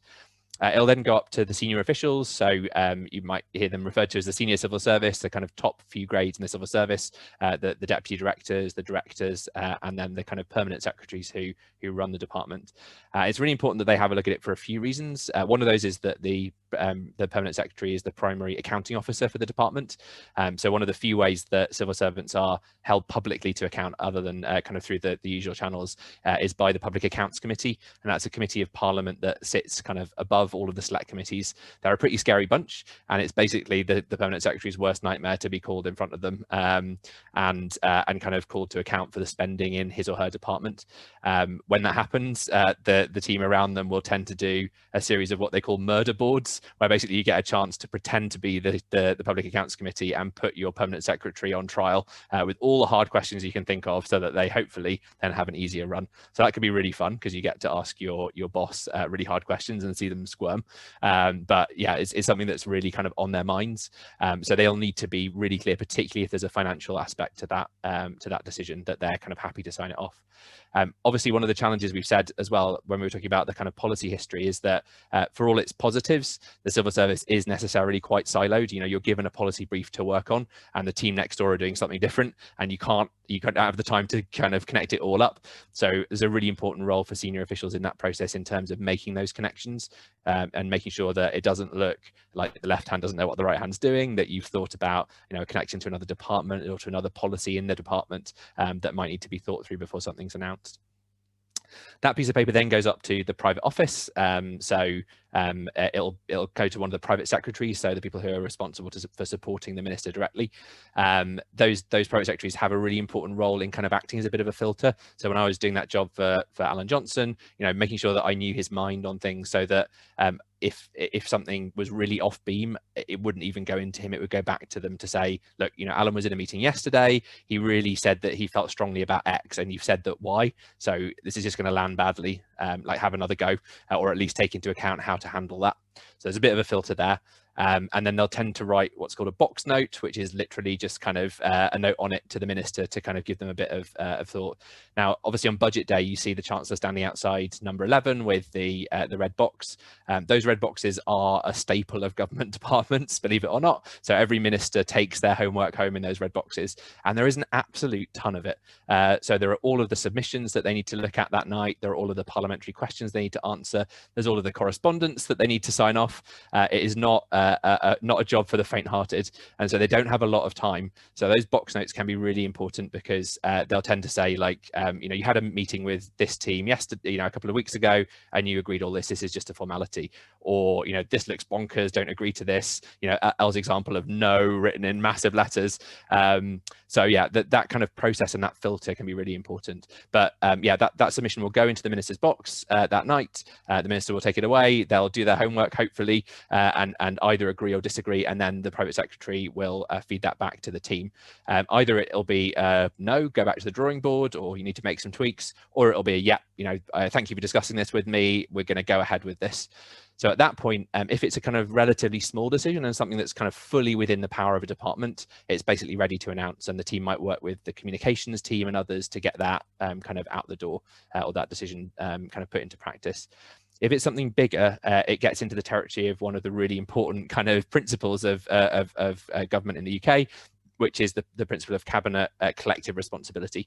So nobody can make a decision, or nobody should make a decision, maybe I should say, without making sure that everyone is kind of on the same page and agrees. And obviously we've seen over the years, you know, ministers walking out or kind of deciding to leave government if they feel so strongly that they can't get behind a department's policy, even if it's not their own department. So it does sometimes come to blows. In terms of the mechanism, just behind the scenes of how that happens, obviously cabinet only meets once a week, and they only tend to talk about really important things. Not every single department that Elena and I, every single decision that Elena and I were working on in government. So most of those cross-government decisions are made through cabinet committees, and they're mainly made in correspondence. So there'll be a person within the Secretary of State's private office in each department whose whole role is monitoring that process. And when department is ready to kind of move towards announcement of a policy, they will write around to all of the other departments and explain what they're planning to do and why, and the other departments will have a bit of time to say if they disagree or ask for more information. Now there's obviously some sneaky shenanigans going on behind there in a Yes Minister style. We've had late night Friday write-arounds for a Monday morning announcement and all sorts. So it's a bit of a game, and ministers who have a lot of political power may well try to kind of push things through that process. But that's the process that happens to kind of make sure that everything is agreed across government. Bit of a whistle stop to it. I'll pause there and just see if we've got any questions in the chat, or Elena, if you want to reflect on anything from that bit of the process. No, that's great, Ollie. No questions yet, but feel free to pop anything in there. And I think as well, just reflecting on the cross-government process, it's always such an interesting one. I sometimes think government should have like an internal comms network where you can kind of Google your counterpart in BEIS or DIT. It sometimes is really difficult actually to find your counterpart in other departments, but kind of as Ollie says, there's always so much going on in the background. I find a lot of the time is often taken up actually agreeing on the position cross government, and because you might have spent so much time in your individual teams really thinking it's a really beautiful policy idea, only to then kind of have another department say, well, this is absolutely not going to work for us because of XYZ reason. And so it's just really interesting to kind of see it happen on the ground. Yeah, definitely been there. Still bearing the scars. Cool. So just talk a bit about the final kind of component, and then we'll pause. We'll give you a bit of an exercise to take away that you might want to use with your teams back in your departments, and then we'll talk a bit about kind of careers advice and answer any questions you've got. So the decision's been made. It's time to put that policy into practice. That inevitably is an incredibly complex bit of the machinery. So this is an oversimplification, but just a few of the things that can happen to try and translate that policy into practice. Often if it's a big change, then the department will be required to have some form of statutory consultation, and things can change. It's fairly rare for like the big decision to change at that point, to be honest, but things do get tweaked around the edges. One example of that I worked on was a consultation around getting other government departments and other public bodies to offer apprenticeships, which obviously was very contentious because nobody has any money and didn't want to be kind of bound by lots of rules, but the DFE ministers kind of made a decision on that and put out a consultation, and there was an awful lot of kind of responses back, and they had to make a few tweaks. So they kept the kind of central principle that it's right that government departments and that public bodies have apprentices, but they changed things like the amount of the target and the way it was going to be monitored to try and make it a bit more palatable. So yeah, absolutely, there are kind of changes at that point, but they tend to be kind of relatively small. Legislation we could talk about for a full hour with you, but just to kind of give a bit of a snapshot, obviously big changes require primary legislation, so bills that pass the Commons and the Lords. There's a very, very kind of tight restriction on parliamentary time, so there'll always be a real kind of not a lot of appetite for things that require primary legislation, and also trying to find ways to kind of move that through rapidly. So a tactic is often to, if you can make any connection with an existing bill that's going through, tabling an amendment that tacks on that bit of primary legislation into that bill rather than starting again. So when you look at kind of the end of most bills, you'll find a fairly ragtag bunch of things that are kind of related, but not really, where people have managed to kind of tack them on. Secondary legislation is much more common, so statutory instruments, and those are perhaps changing kind of some of the smaller levers that are agreed and made provision for within the primary legislation. So to give one example to illustrate it, if there was a big change to the benefit system, let's say, and a new benefit was brought in or one was taken out, that would require primary legislation. But to change the amount of the benefit because of inflation or because of a change in policy, that would require secondary legislation. So it's not changing one of the big components, it's just saying, you know, within that, making some tweaks.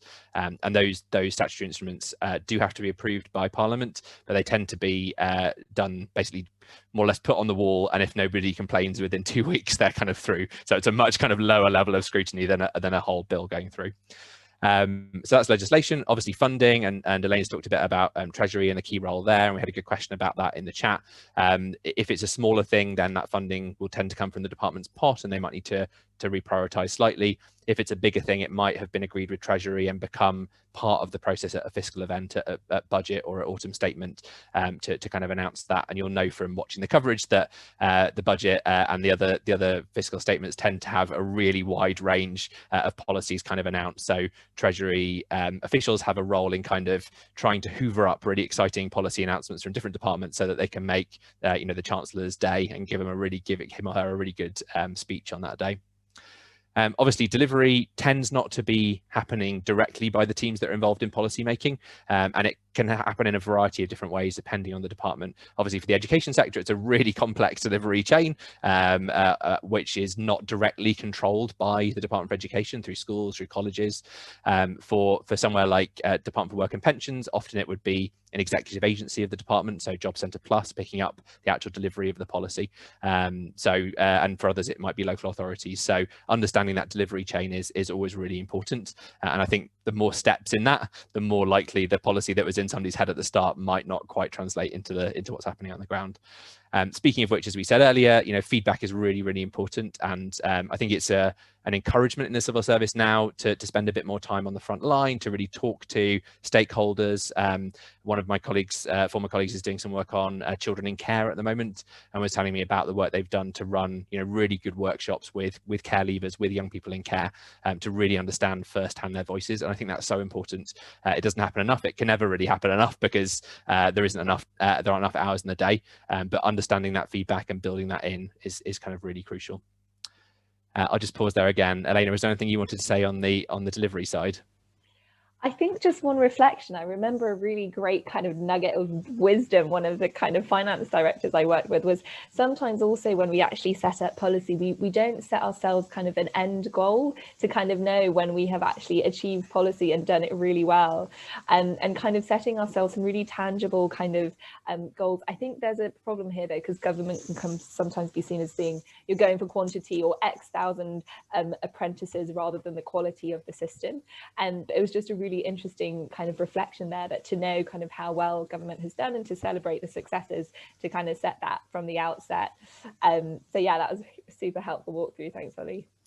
Thanks, Elena. So what I think we're going to do is just tweak the end slightly. So we have a present for you because we're lovely like that. We have a little exercise that we were going to run if there was time, but actually what we're going to do is I'll ask Elena just to talk you through what you would be doing. And what we're going to suggest is when we send the slides out, why not have a go at that in a group back in your team or in your policy department, in your academic department rather, or with the group, and just have it as a bit of fun. The idea is to kind of experience policy making. So Elena, maybe if you could just kind of talk us through what that looks like in a few minutes, and then we'll have a bit of time for careers advice at the end. Sounds good. Thanks, Ollie. Great. So we thought a fun example could be to actually take the net zero example. And so we've set the situation where kind of the government has actually committed now to a net zero target by 2050. So the situation is that the Department for Business, Energy and Industrial Strategy have been approached by their core stakeholders to ask how can we sustainably reskill people with jobs for the future. And so they're really calling for transition that makes sure that no one is left behind. So it's a really equitable transition. Next slide, please, Ollie. Great. So what we thought would be fun is to kind of imagine yourselves as if you are taking part in a real debate in Parliament. And so your minister is about to be whisked away to Parliament, and the question is on how the UK can transition to low carbon jobs and ensure that there's a fair and just transition for all. So what's important in this scenario is that kind of a range of perspectives are included here from business side and also from the Department for Work and Pensions and the Department for Education. So it's just trying to think about how might you include a range of stakeholder perspectives and cross-government perspectives. Next slide, please, Ollie. And so what we thought would be fun is for you to kind of imagine that you are that BEIS policy team that's supporting your minister in that debate. So the question is up there, and the idea is it's very rapid. You'd never be asked to do this, hopefully, in 15 minutes in real life, but kind of in 15 minutes to kind of think with your team. Maybe you could all kind of pretend to represent a different department or a different team, but you think about what policy solution might you come up with to support a kind of fair and just transition, and just think it through, kind of walking through that policy process we've spoken about, and then you can come back together and kind of reflect and see how easy or how difficult you found that. But feel free to kind of drop us a message at Edge. We'd love to know kind of how you get on and to support you in that. Shall we pause there, Ollie, and start to come back to the questions earlier in the chat about kind of work experience? Yeah, that's great, Elena. Thank you so much for briefing that in. Yeah, as Jamie said in the chat, we'll send those slides out. Feel free to take a little bit longer if you want. We were going to squeeze it in at the end, so you can extend that a little bit. But just to link it on to the next section of what we're going to say, this is a very classic exercise that you would face at a kind of fast stream assessment centre, a group exercise. So as well as hopefully it being a bit of fun and giving you an insight into seeing the kind of policy in action, it's also really good practice. So that's brilliant.